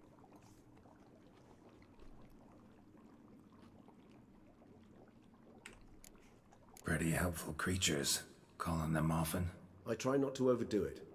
But they can be so useful. As they were now, when I merely needed to be sure I could arrive in time should things go sour. Managed fine alone, but thanks for the thought. Gonna need much longer to finish brewing resonance? Mentioned a last ingredient, too. What about that? That, I fear, might prove troublesome. You see, to use the concoction to summon the memories of one, the solution must contain the blood of another specimen of the same species. Shouldn't be a problem. I happen to know a higher vampire who should be willing to help. Right, Regis? It's not that simple, I'm afraid. While you were away, I tried my damnedest to identify a replacement, but alas, none such exists. Not sure I understand what the problem is. Can't we just draw some of your blood? The blood must be in an agitated state. As I'm certain you know, higher vampires can change their corporeal shell. As our flesh changes, so does our blood's chemical composition. To make a long story short, I shall need to induce in myself a state of strong psychokinetic arousal. In brief, madness, rabidity. And that stands to be very, very dangerous. Ooh, that's not good. Dangerous. For who for? Who do you think, Geralt? Dangerous? Why? I mean, you'll still be you, right? True, but I should be highly agitated, in a state of fury. You know better than I that fury cannot be controlled. If you've ever seen an enraged vampire, you know very well that all who find themselves nearby will be in grave danger. How will we handle that? I'd rather not have you lunge at me, claws extended. That makes two of us. But worry not. I've thought it through very thoroughly. Details to follow soon. Details to follow? How about a detail now? Like... All right, so what do you want to do? We shall visit Tesha Mudna, an ancient vampire estate. There we will find cages suspended in the air. I will enter one, be confined. You will lure beasts there. Beasts you will then kill. The bloodletting should prove profuse. Abundant enough so that the blood scent will drive me mad. Wild. Oh yeah, it's great, Mighty Smiter, and I would say my favorite. I mean, the DLCs have been my favorite part of the entire game. Honestly, I liked the main game a lot, but honestly, the DLCs have been even better. But I definitely think it's worth playing, not just for level reasons, but also just for story reasons. No reason to play these beforehand. The order that I did was I finished the main game, then I did Hearts of Stone, and then Blood and Wine, and that's what I would recommend you do also. It's well worth it. There's a big journey ahead of you, so definitely finish the main story first. You'll like it, and by the time you get done with the main story, first of all, Hearts of Stone and Blood and Wine are very different from the main story and in different ways. Hearts of Stone in terms of what it emphasizes, and Blood and Wine in terms of the just the look of it, for one thing. So yeah, so definitely do all of it.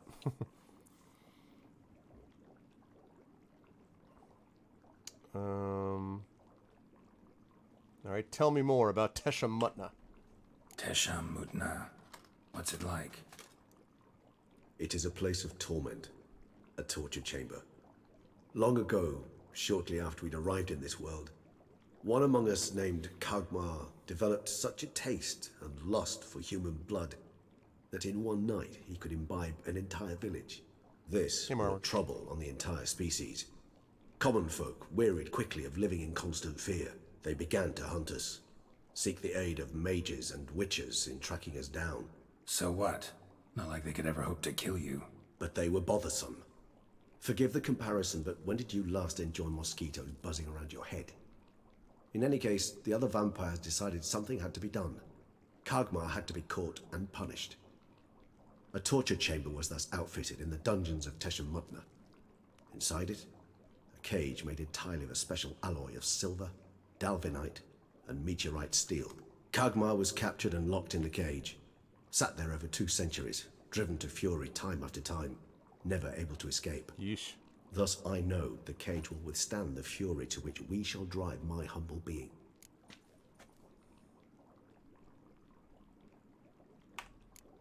Little expedition's starting to sound dangerous. Think I better prepare.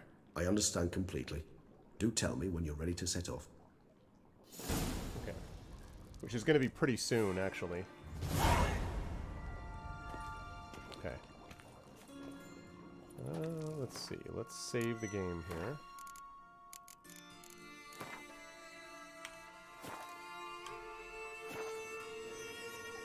Yeah, I mean, exactly. What Kilgore said is true. What Kilgore said is true, but I just think for all sorts of reasons, especially you're having fun with it, like, yeah, lots of reasons it makes sense to just wait until you've gotten through the others.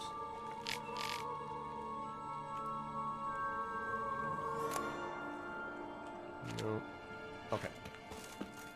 All right. let's do it. And by the way, welcome everybody. You are watching episode 237 of Pen and Pixels. I am your host, Arvin Elleron, as we play through The Witcher 3 Wild Hunt, Blood and Wine. Next week, we will have on this show more D&D with GOG Storm King's Thunder. And once I'm done with this, I actually am looking around to a lot of different types of games. It'll be the first time in a while that I haven't had The Witcher or something obvious on my plate I was going to do next. So, yeah, I'm going to have to decide. I have several thoughts that I'm working through about what game I'm going to play next. But if you like it, please follow the channel. Check this stuff out. Yeah, I mean, I'm so impressed with the DLC. I mean, as I say, the more I play the DLC, the more I like this game just as a whole. So, pull up the quest name? Sure.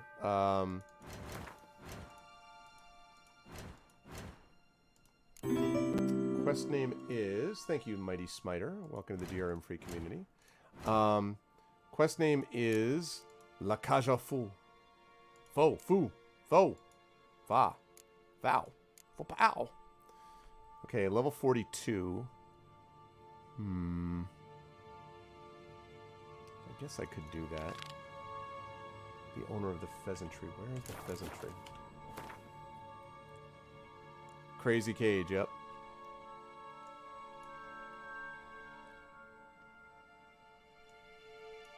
Might be worth doing that. I'd love to hit this level 42 before we go on this, so I'm gonna try to go do this first.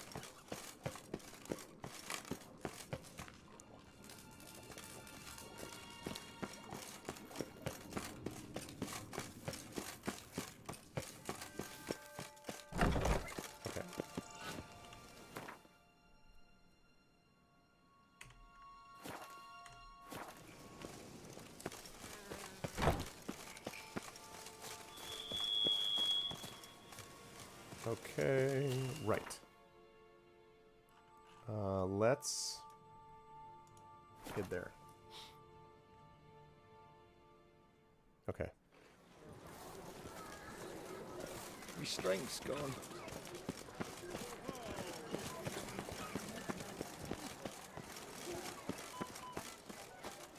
Whoops.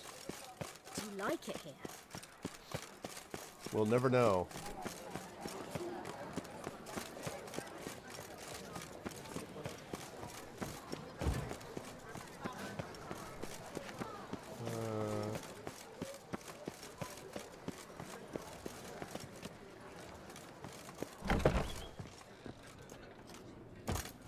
Did you kiss our sweet shining sun? Wipe your boots before you take another step. Don't slurp your food. Don't eat with your hands. Don't pick your teeth with your knife. Dang, woman. What? Oh, I'm just jesting. You, sir, clearly were not born in a barn. Welcome to the pheasantry. The best auberge in all the duchy. In all the duchy. First of all, show me what you have in stock. What are you serving up today? Can I sell things? Ooh, wait a minute. We got some, well, I don't want to do that. All right, never mind. Can I sell you this? Oh, what? That's unfortunate. All right, never mind. I was hoping I could sell some things to her. Yeah, but auberge is an inn. Ever see a spoon? Spoon like this. When you set a place, where's it go? My, oh my. It seems rather a fanciful bouillon spoon. Or a key of some sort. There's a note here. Yeah, note led me here. Any idea what the key might open? Never seen it before. But you might search the cellars. The previous owner left all sorts of knickknacks there. Sounds good. See you later. Eat, drink, and be merry. Thus spake the prophet Lebioda. Cellars, the cellars.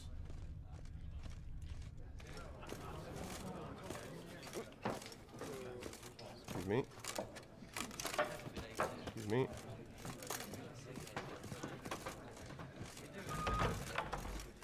Alrighty.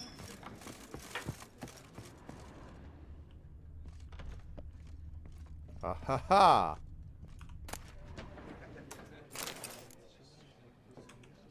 Okay, book contains hundreds of recipes, but instead of the recipe for Beaucleroi, Beauclair Wa should be. Rabbit on the last page are only a few chaotically written lines. Lebioda's weeping wounds. I've scoured dozens of elven manuscripts, and at last I've found it. I know now what the spoon key I purchased at auction unlocks. It is nothing else but the key to the legendary studio of Ramses Gorthon, the elven priest of the goddess Daname, whose culinary masterpieces remain unmatched by even the best of our modern chefs. If I can find the ruins of this temple, said to be somewhere in the Beauclair forest, I'll find all of his legendary recipes. Not to mention the other priceless treasures this Grandmaster chef must have kept in the kitchen where he perfected his art. The rest of the page is covered with a large greasy stain. Alright.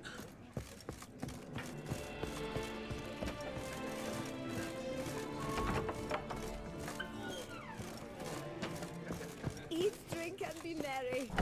No white fellow has good harvests year in, year out. Import some alchemical dung from the Empire, then fertilize their vines with it. Oh, you don't say. Call me a boor? I mean, you might be right. Okay. Hey, what's up, Taganjia? How are you, sir? How's life in the universe in Canada, in our dear and native land? It's not. I can't say it's my land, but you know what I mean. Sometimes I wish. Okay, we need to go to the Cockatrice Inn, so we're gonna go this way.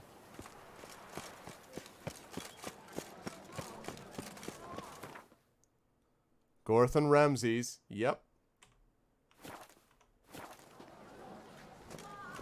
We're going to Hell's Kitchen. Oh. Excuse me. Oh. Excuse me. Okay.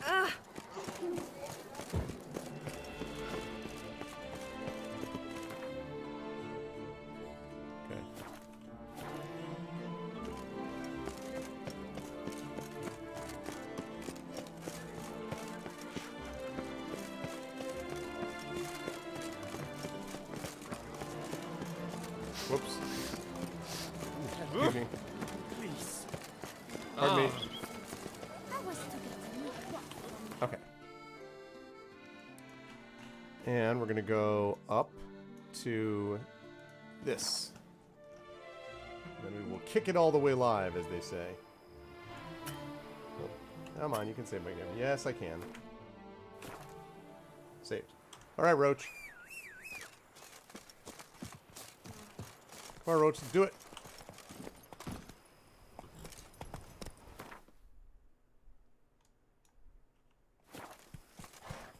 That's it, Roach. Look at that. How beautiful.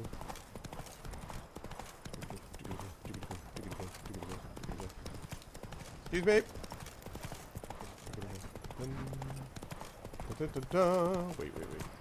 Why is it so Slow now.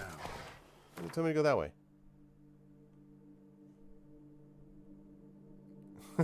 He doesn't like that. And what are you? A stupid sandwich, right? Doesn't he? This is a long way.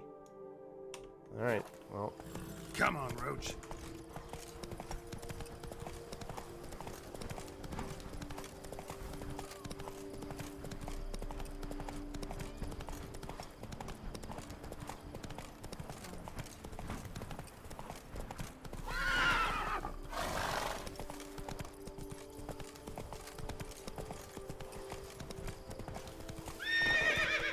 Come on, Roach. No, I don't want to use sticky keys. Get out of here. Sticky keys. Excuse me.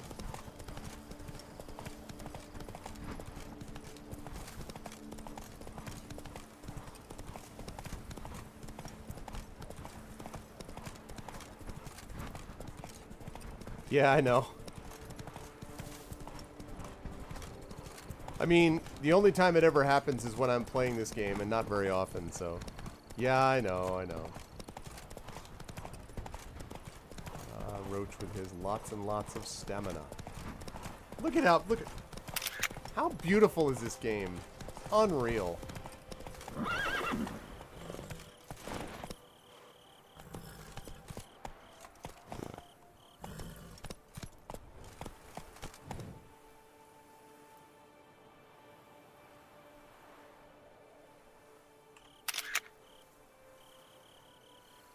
Watch the sunset, chat.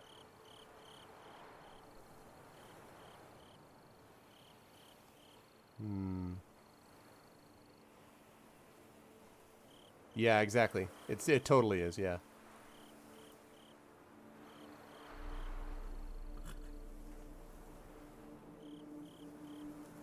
Sometimes you just need to take a moment to enjoy the little things, like a sunset.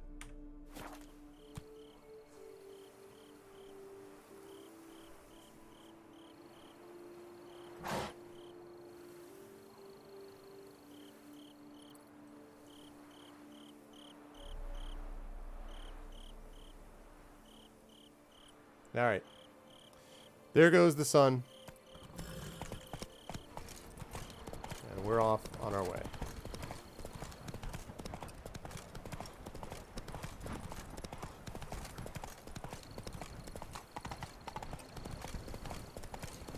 The sound of the hooves on the stone.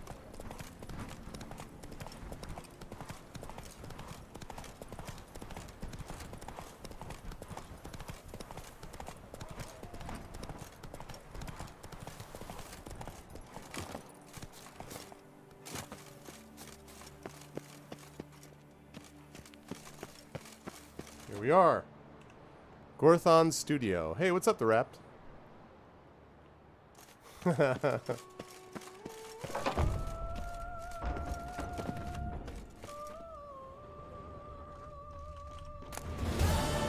Oh, that's it?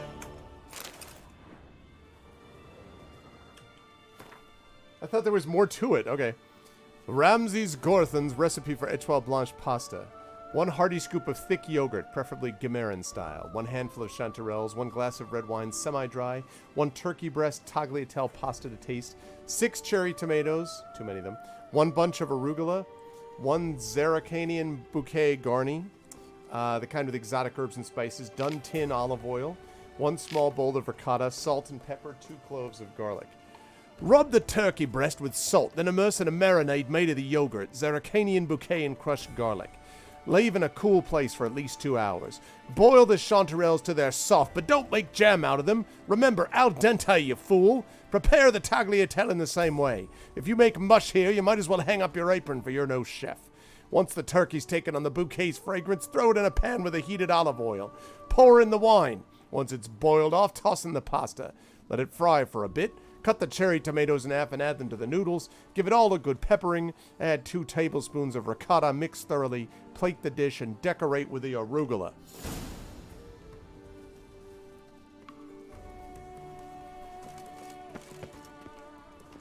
Okay, that's cool, but I was kind of hoping for more experience than that. It's kind of disappointing that we didn't get more experience. Oh well. No secondary quests either that are up this level. So, alright. Back we go. Talk to Regis when you're ready to go. Alright, well. What? There are 2 other recipes. Yeah, but does that matter?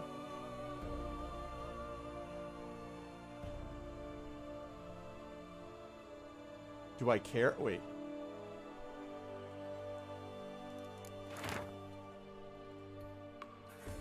Honey and spice cake. Alright. Crayfish boil recipe. Alright. Not particularly. You know, here's the thing. I have to admit. What the f...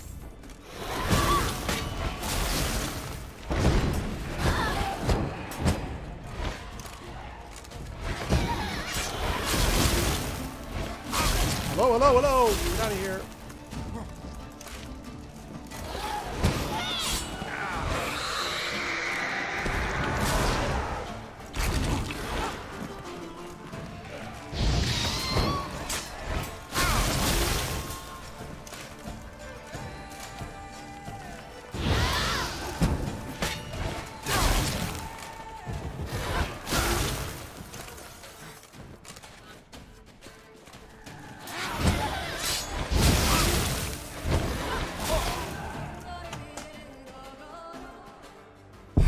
Man. What's up, Wilgaret? Won't be launching a cooking substream. Well, what I was about to say before I was so rudely interrupted by this thing is that I don't think I actually went in here. Yeah, I didn't.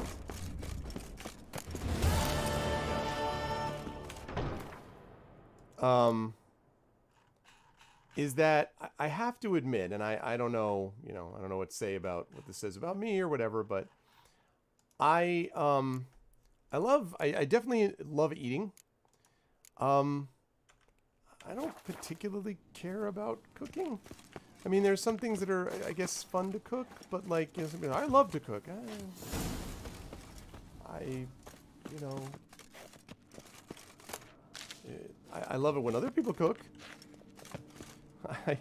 But it's just not one of the things that I'm like, oh, you know, I feel this real moving experience and all that. I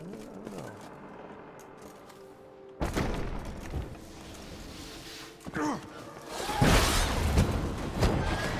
There's several of them.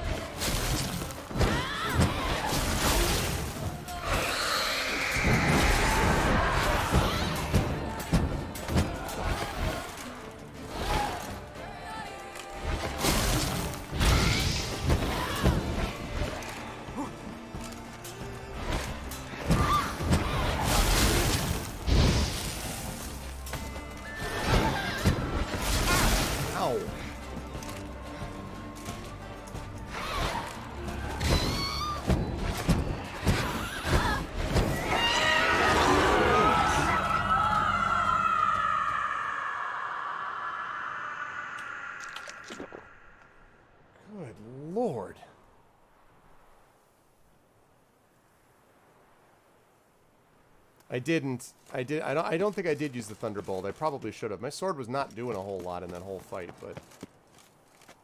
Whew.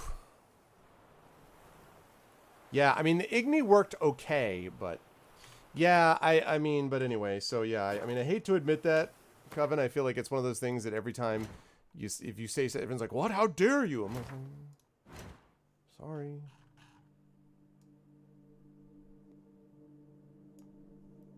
Only a very little bit, Alec. Only a very little bit. I have read some of The Witcher, though. I read The Last Wish, which I really liked. I want to see what this thing... Banshees, or Beanshees? Old gossips claim Banshees are the spirits of women stuck between life and death due to traumatic experiences. Their wails and howls are considered ill omens of imminent and inevitable death, though they are said not to attack the living themselves, except just now. Most often they appear in the form of pale, tear-streaked women with shriveled faces and wrinkled corpse-like bodies. I mean, I just fought them. Yeah, pretty much, I guess, Coven. Yeah, I mean, again, like, and that's not true with everything. Like, I mean, I do very much like, I enjoy very much getting a chance to cook things like what I call egg bread. Some people call like toad in the hole and stuff like that. I think toad in the hole is what they call it. I like stuff like that. There's different, you know, there's different things here and there, but I don't know. I've never been. I love the results of good food. The results of cooking I'm all about, but the kind of slow now. Me doing it is just not particularly of interest to me. I mean, like, I don't hate it or anything. It's just not really my thing.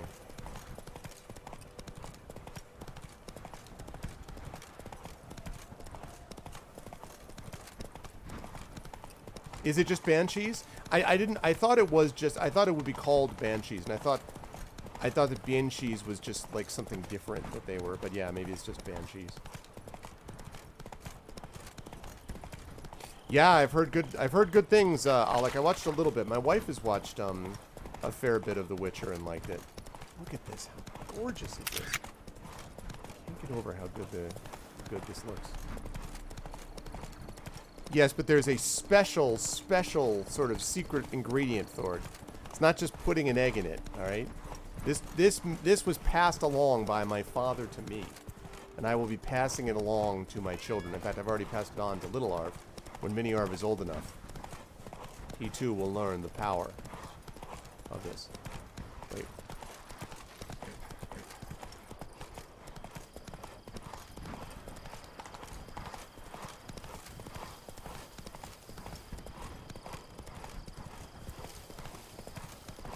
Roach can run a long way these days. Actually, wait a second. I'm wondering if that vineyard infection, or infestation, not infection.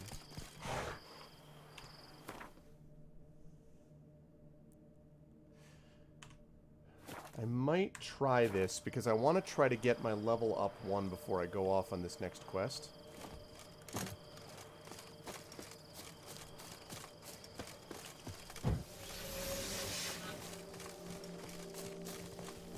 Kicking the breeding ground.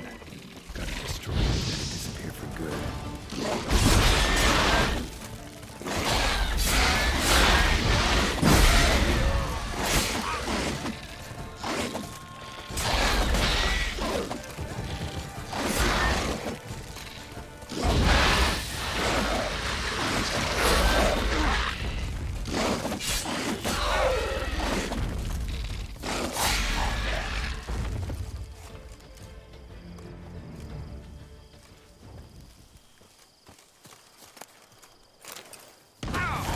Whoops.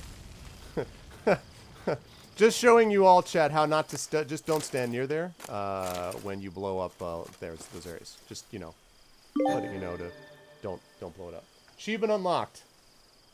Fire in the hole. Destroy 10 monster nests using bombs. Woo! I didn't even know that I was close to that. I thank you for the rescue. You're one fine fellow, Witcher. I thank you for the thanks. rescue. Can I have more experience? You're one fine fellow, Witcher.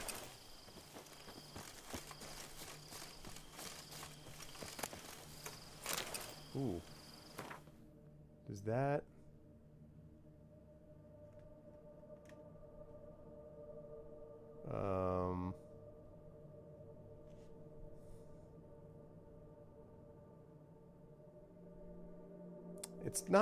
It's not as good, but it's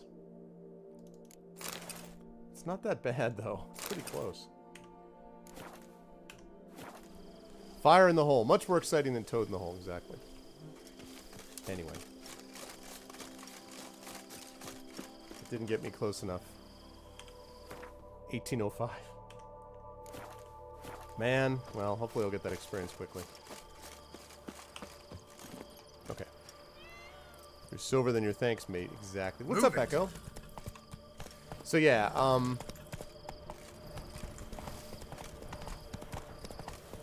so there are certain recipes, but for the most part, oh god, I don't want to do that. Oh no, I don't deal with more wolves right now. Whoa there, Rich. Damn, something's seriously wrong here. Is there?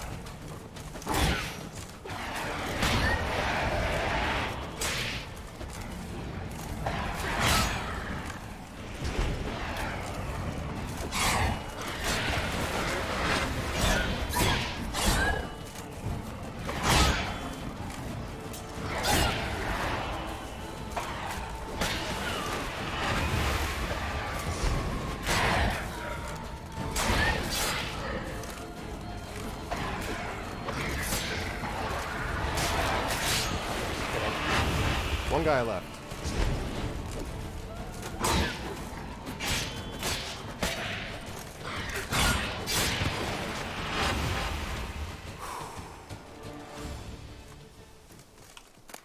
Okay. Yeah, I know, I saw it.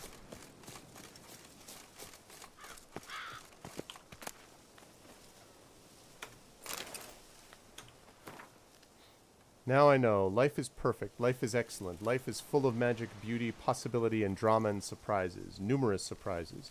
You, father, are also in for a surprise. You did not wish for your son to become an actor. You chose another home for him, the army. So your son is a surprise for you. His feet will never touch the ground again. He will never again taste life's beauty. And you, father, soon you must reach up to your son's hanging corpse and take the sack full of crowns for which you sold his life to butchers. Neil Poiret. Wow. That's rough.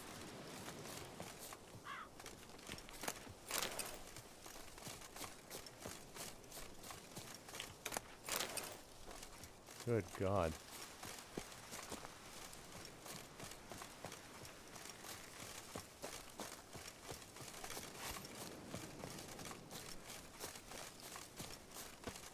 One more thing over here to loot. Oh, no.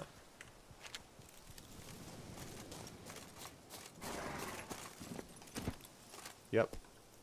Very, very tough world. Agreed. All right, let's kick it all the way live. I was kind of hoping that might lead to something else, experience-wise, but sadly, it was not to be.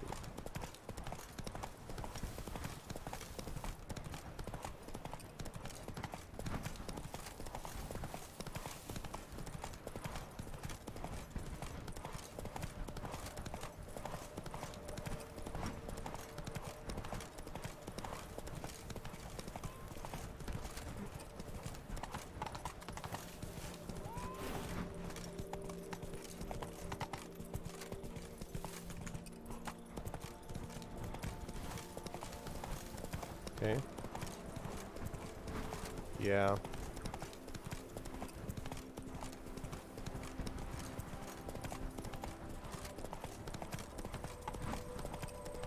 Okay. Lads, charge! Hi. Take you for a ride! Ow, ow, ow. What you guys are doing here? I don't like it.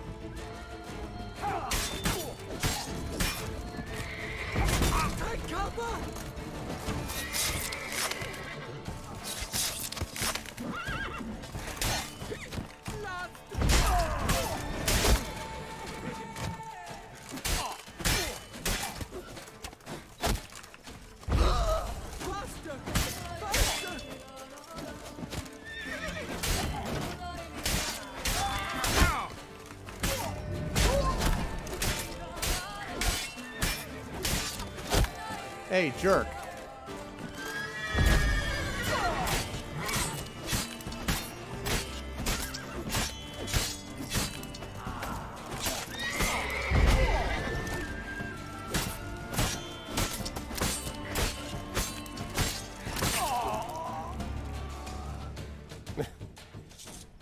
The hell is going on here?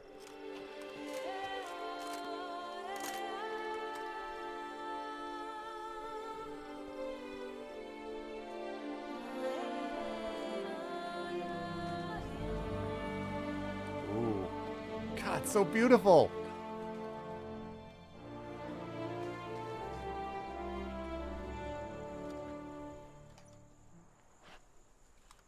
Not sure why I decided to pay me for resolving the problem. You brought peace, and somehow even made this more eager. Wait, that was just a quest? Knight for hire? I don't want to. What? Thanks, White One. Oh, I leveled up.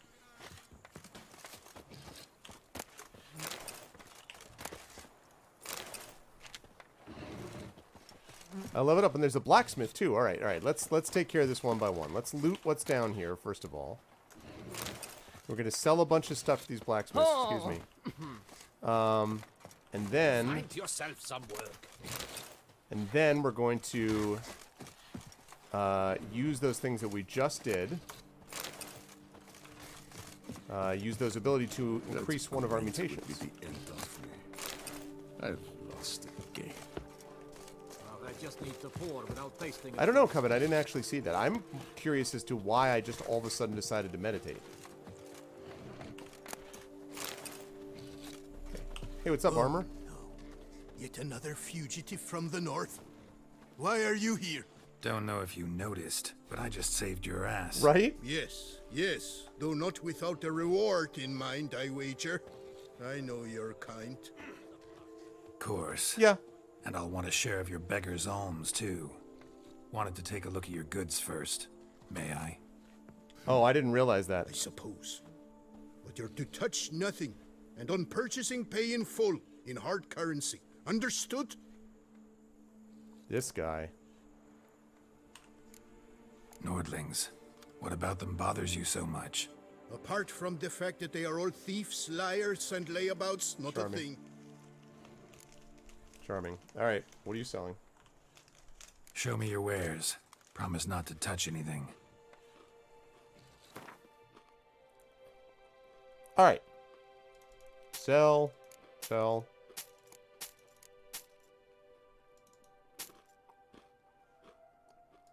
Sell.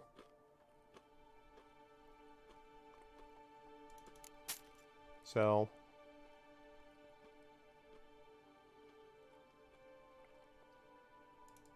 Sell. Okay. Now you should have some armorer's kits, and I need to get one of these. I need to get one of these things.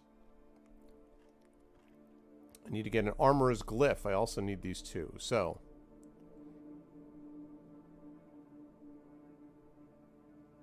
No, I don't want Erden. I would like that.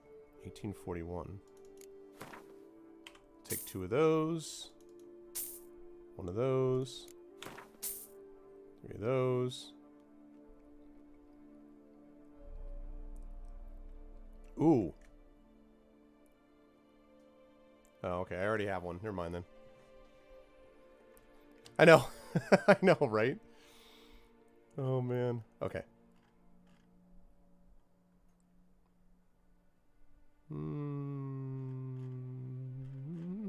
What is that? Oh, Elven Armorer's Tools. Oh, Okay.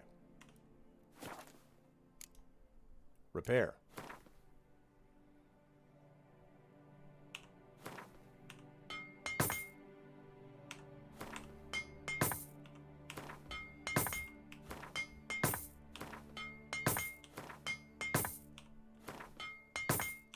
And all these repaired.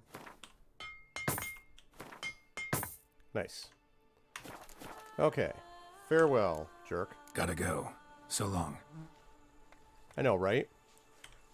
Also, wear a shirt. The hell wears a leather apron with no shirt? Okay.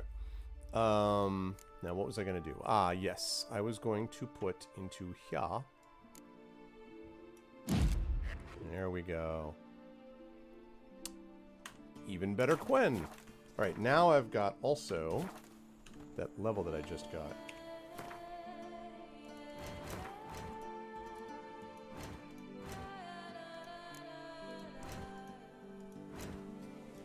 Oops, nope, right there.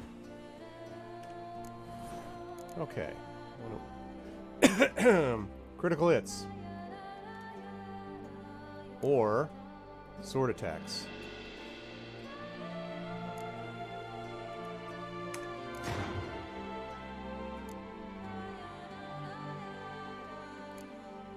Piercing cold. You have to have piercing cold? It's going to take forever. 3 ability points to get that?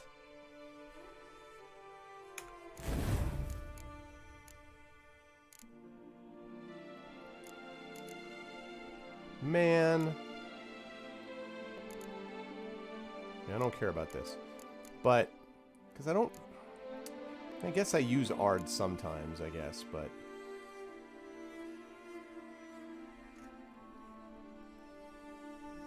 It is hot in a smithy. But he's outdoors, though. That's got to make a difference, right? Okay, now one more of those. Which, I mean... I don't know. If I do one more... Yeah, I don't use Ard all that much. But that's cool. You need to have Piercing Cold first. 3 points. I also don't have greater blue mutagens now that I think of it. I do have that. Anyway, 3 ability points for this will then allow me to activate that. So I've got 1 research mutation. I need 1 more to open up another ability point. So I need 3 more ability points. It's going to take a while. Is basically what we're getting at here. Okay. However, I did do what I wanted to do, which is I did successfully level up.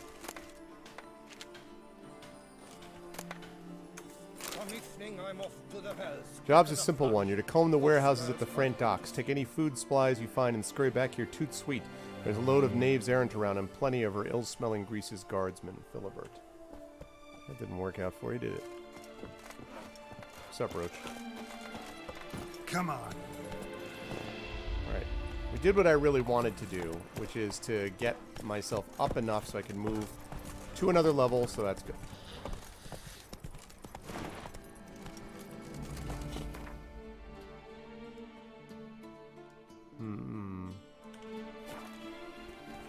Alright. Oh, diamonds and whatnot? Oh, yeah, I'll do it when I need to. I'm okay for right now, I think, Coven. Now that I've totally made my, the mansion, now that, the vineyard is in perfect shape, I don't really need to worry about the rest of it. Because I don't buy weapons or armor because you can find better stuff when you're exploring the world anyway, which I prefer.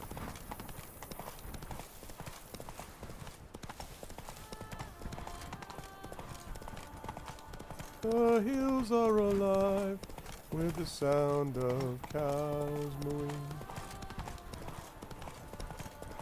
Excuse me now, as I'm running here. Right, more true to the books. Oh, I'm not freaking fighting those things again, no thank you. Get the hell out of here.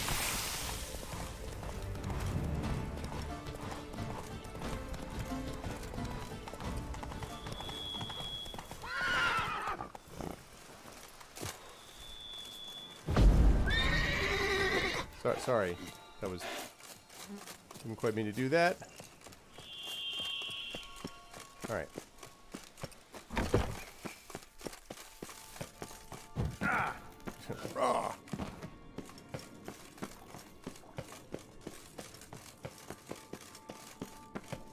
Alrighty. So now we're back.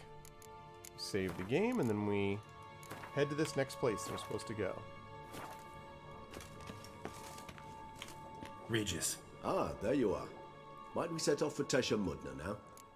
I suppose so. Let's do it. See no reason to dawdle. Tesham Mutna. Take me there. In a moment. Just one last thing.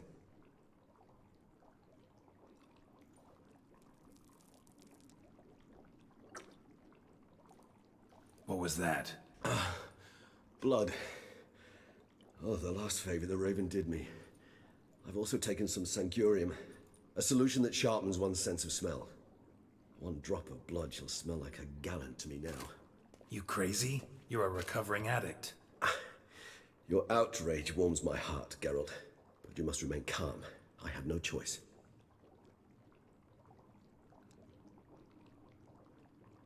As things stand, the die is cast. High time we set off for Tesha Mutna. My head's spinning already, and you're starting to smell quite tasty. And you're starting to scare me. Seriously. This feels like an idea that's going to be bad. This feels like bad things are going to happen.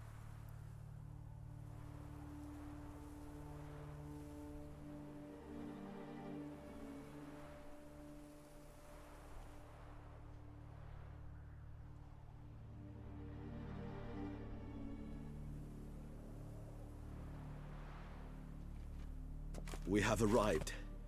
The sacrificial chamber of torture and torment lies underground. Sure you know what you're doing? I can only hope I do. Please, let's go. The longer we delay, the less control I shall have of my faculties. I'd really prefer not to hurt you. Bad things. You lead.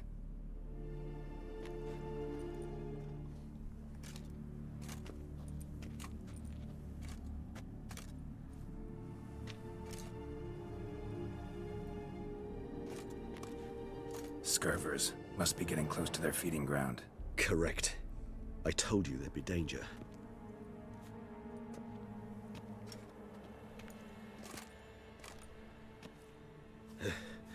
Beyond this wall lies an ancient vampire dungeon. Seen a lot of things in my time. Nothing quite like this, though.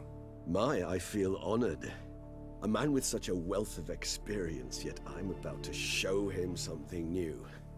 Now, to open it.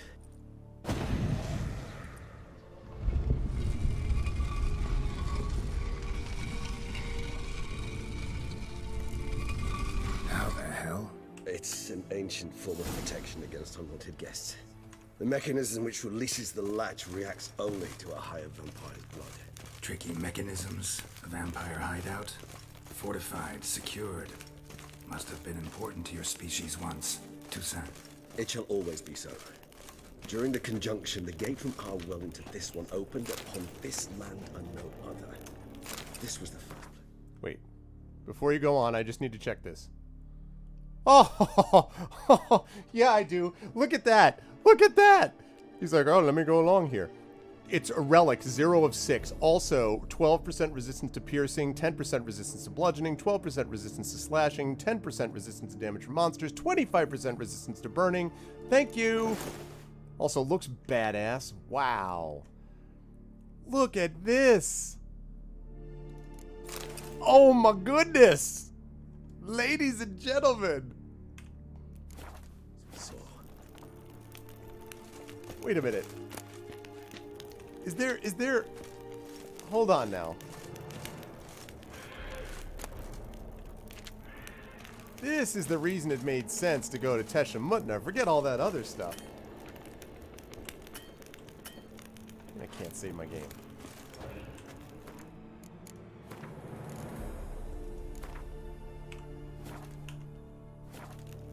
I mean, look at this. Wow. This place. There's evil here. Death hangs in the air. Yes. A great many beings have breathed their last here.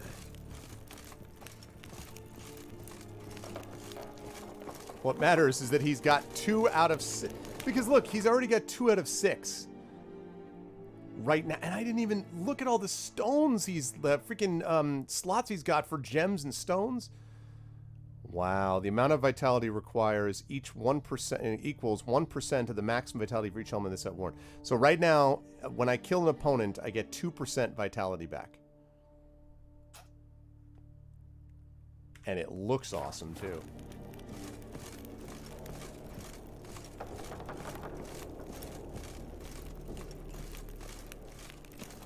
Was there more? Broken meteorite pickaxe. Yes! Yes, ladies and gentlemen! Tesha Mutna boots.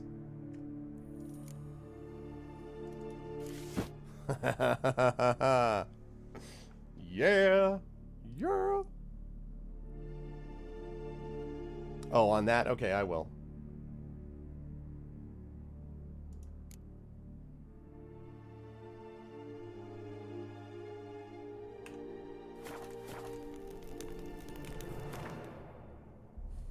Yeah, I wasn't wild about it too. I agree. I'm trying to figure out what just happened to the...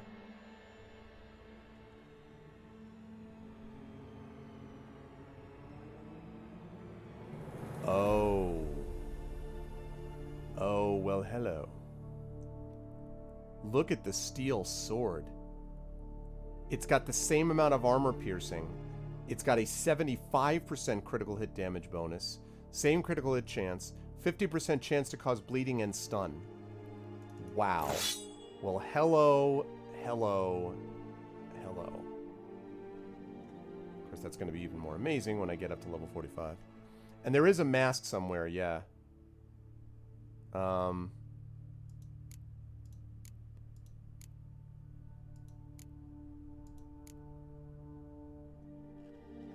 There it is.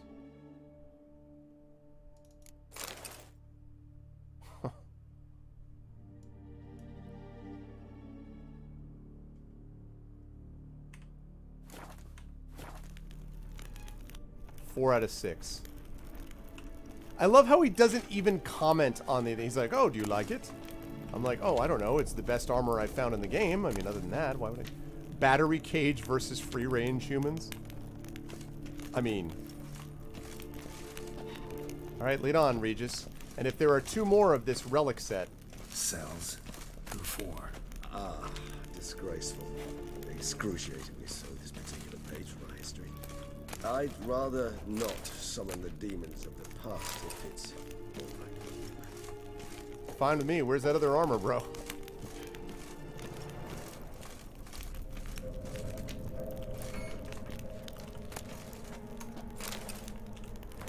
I found a piece of parchment that fell from the pocket of one of the monsters. I also have a lump of coal.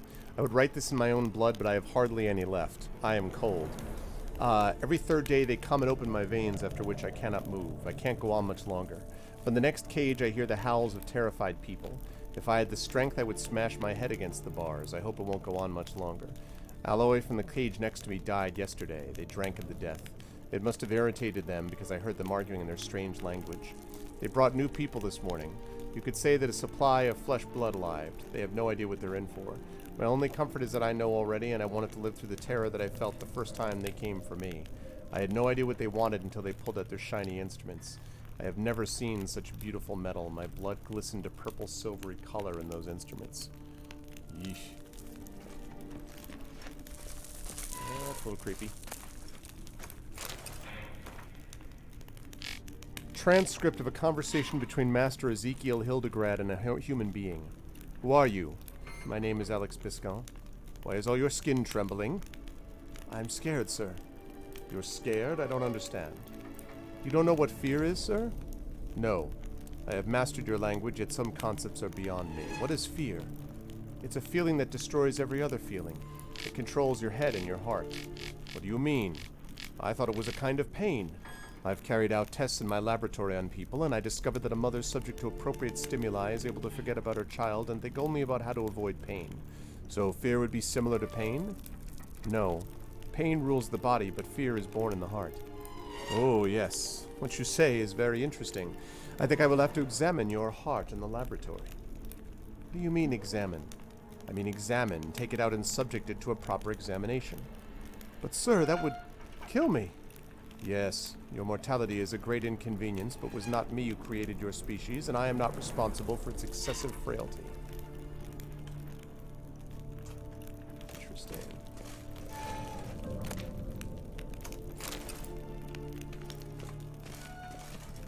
Lovely place you got here.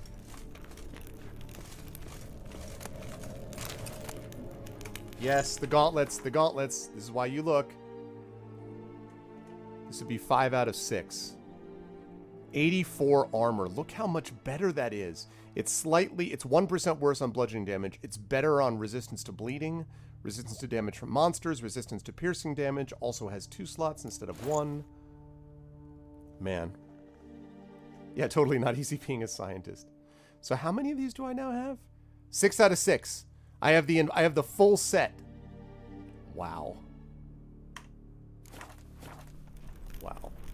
That is that's awfully impressive.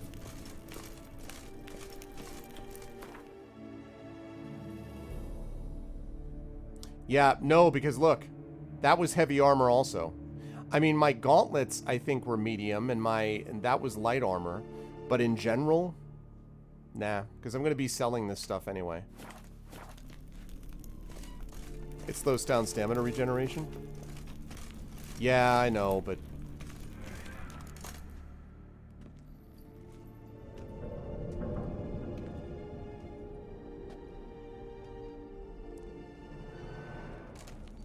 Charming place. But what are all those cages for? Mentioned one vampire being kept here.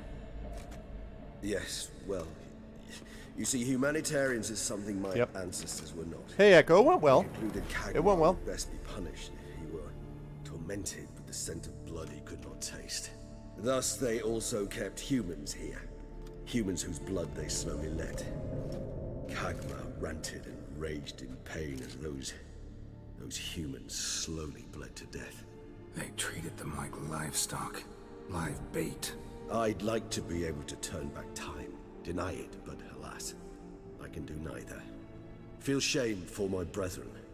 That is all I can do. Well, as a vampire Don't with a take it so conscience, hard. could you get in the cage, Nothing please? you could have done about it. Let's get to work. Well, that was awkward. Fine. I prepared the bait. Please be so kind and place it. Ideally at the tunnel entrances. The scent will spread most effectively then. Okay. Place the bait at the tunnel entrances. Monsters will catch its scent more quickly. Can you get in the think how cage? these tunnels got here send shivers. It was the natural order of things. The place reeked of death and it attracted necrophages.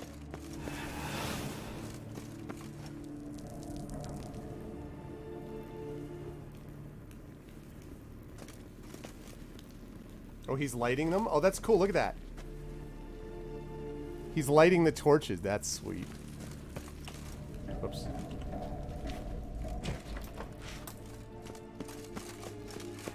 All right, Regis, can you get in the cage, please? Because I see where this is going.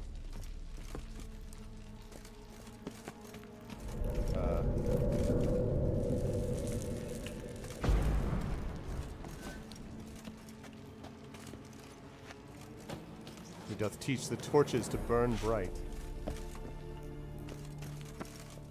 This is reminding me of like Final Fantasy VII. Oh, no.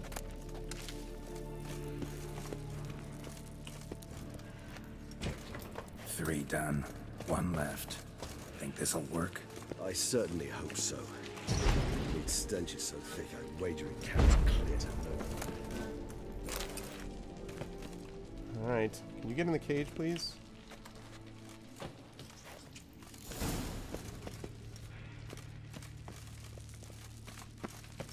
Cage.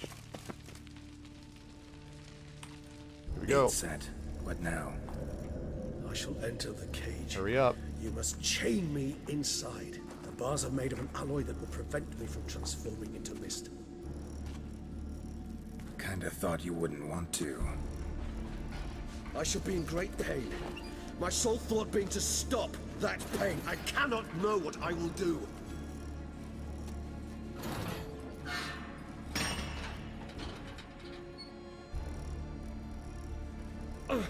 We must hurry. The beasts have caught the scent, also my head. I started spinning. That the blood? Someone who's never experienced a vampire's bloodlust does not know the true meaning of thirst.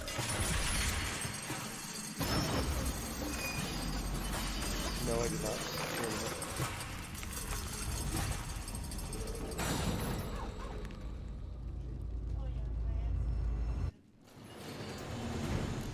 Maybe we need a safe word. You know, something you'll say when you can't take it anymore. And what would you do once I uttered it? Don't know. Calm you down. Somehow. Please. You won't be able to. We must forge through this, that is. We just smell blood.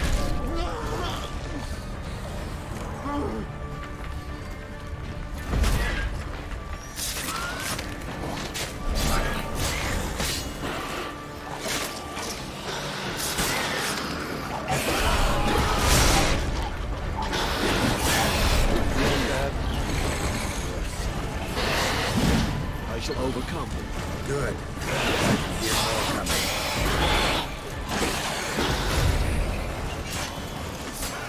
This is great.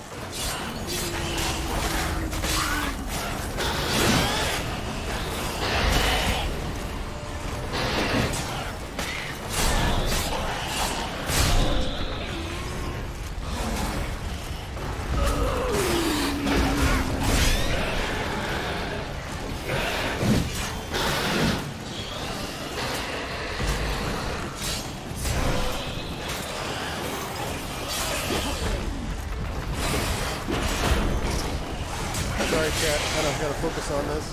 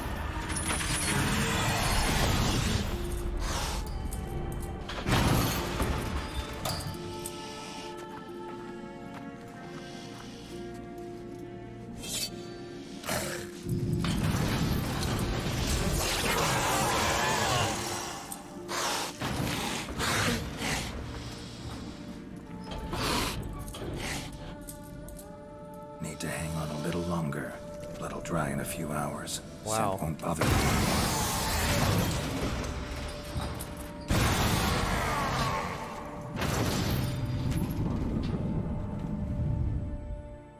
That's freaky. Get you out of here. The concoction.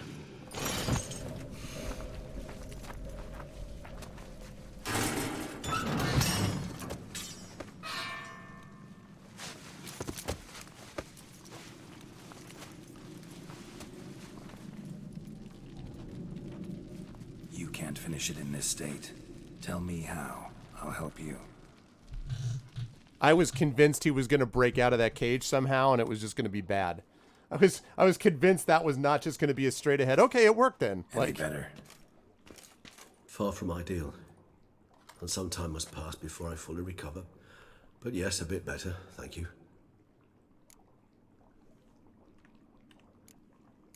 Never expected it to be like that. You didn't tell me. We need not discuss it. But we do. Because if I'd known you were going to subject yourself to torture... What would you have done? Found Dettlaff some other way. I did not wish you to use any other way. Did that occur to you? No, because I thought no being would ever willingly subject itself to that kind of pain. You vampires aren't any different from us in that regard. I told you, the pain is my way of paying my debt. The enormous debt I owe Dettlaff. If I had to do it again, I would, in a heartbeat. Resonance. It's ready. Are you certain you followed the formula? The proportions were exact, the brewing time precise. This is important, Geralt. The slightest deviation could cost even a witcher dearly. Relax. Got some experience brewing potions. I'm not sure about that mask. Very well. In that case, let's begin. I'm glad that I upgraded all my weapons and everything right before that. With that awesome new armor.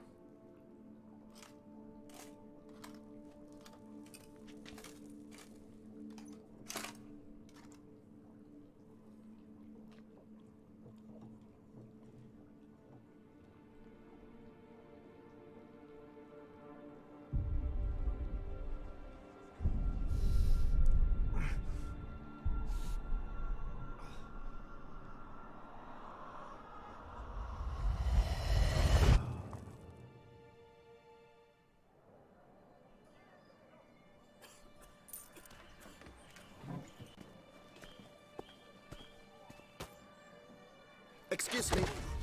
I shall only take a moment. You jumped the queue, sir. But Count, sir, you must understand. I've a meeting. The Count... Sir, you were next. Please, take a seat. This gentleman was here first. Step down or you shall regret it. Ah, fails to realize he was your friend, Count.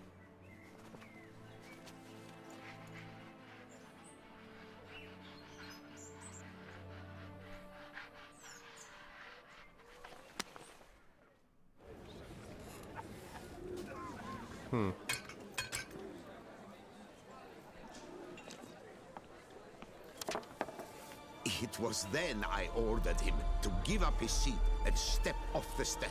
If only you'd seen his face. We got him good, didn't we, Dettlaff?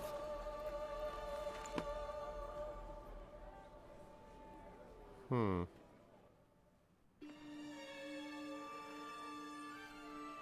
then Mother insisted we buy the mill. Curious, eh?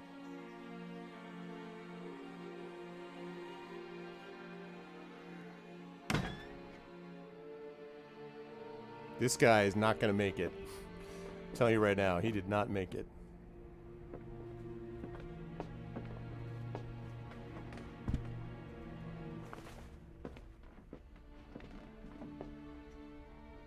But at least I've a yarn to spin for friends and associates. Forgive me. What? Oh, snap.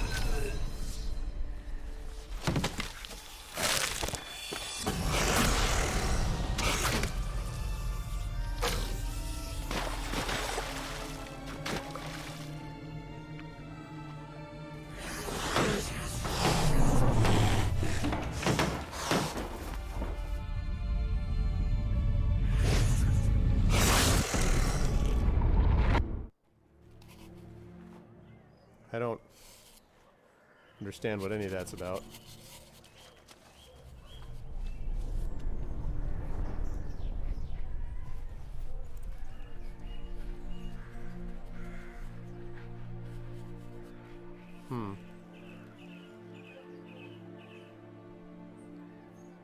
His memories, but still doesn't explain why he did what he did.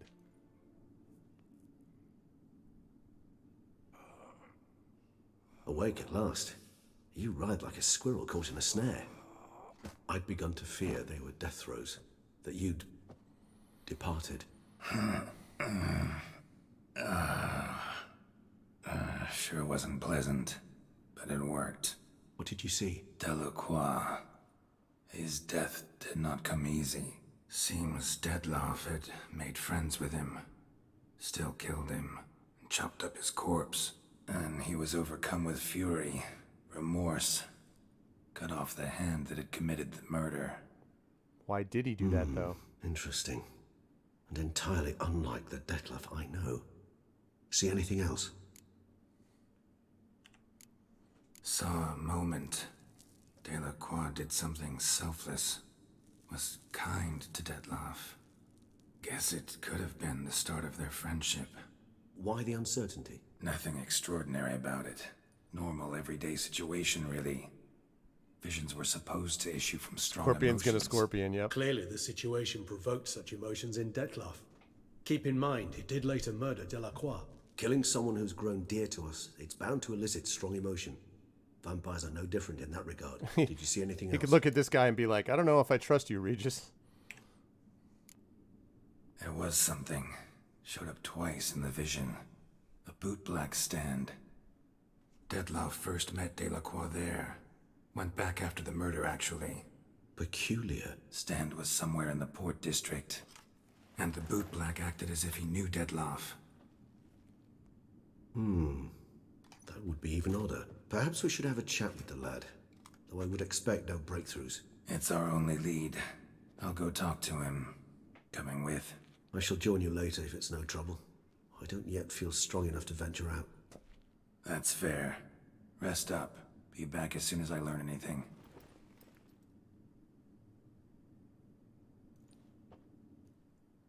All right. 1,000 points. Nice. And that's what I'm talking about. Yep. And where children toil, toys waste away. Find the bootblack. Nice. Perfect. And Beauclair Port. We will deal with that at a later time, but not now. Because we have successfully, thank goodness, saved this just in time. Yeah, I can save it. Come on, game. There we go. Lovely.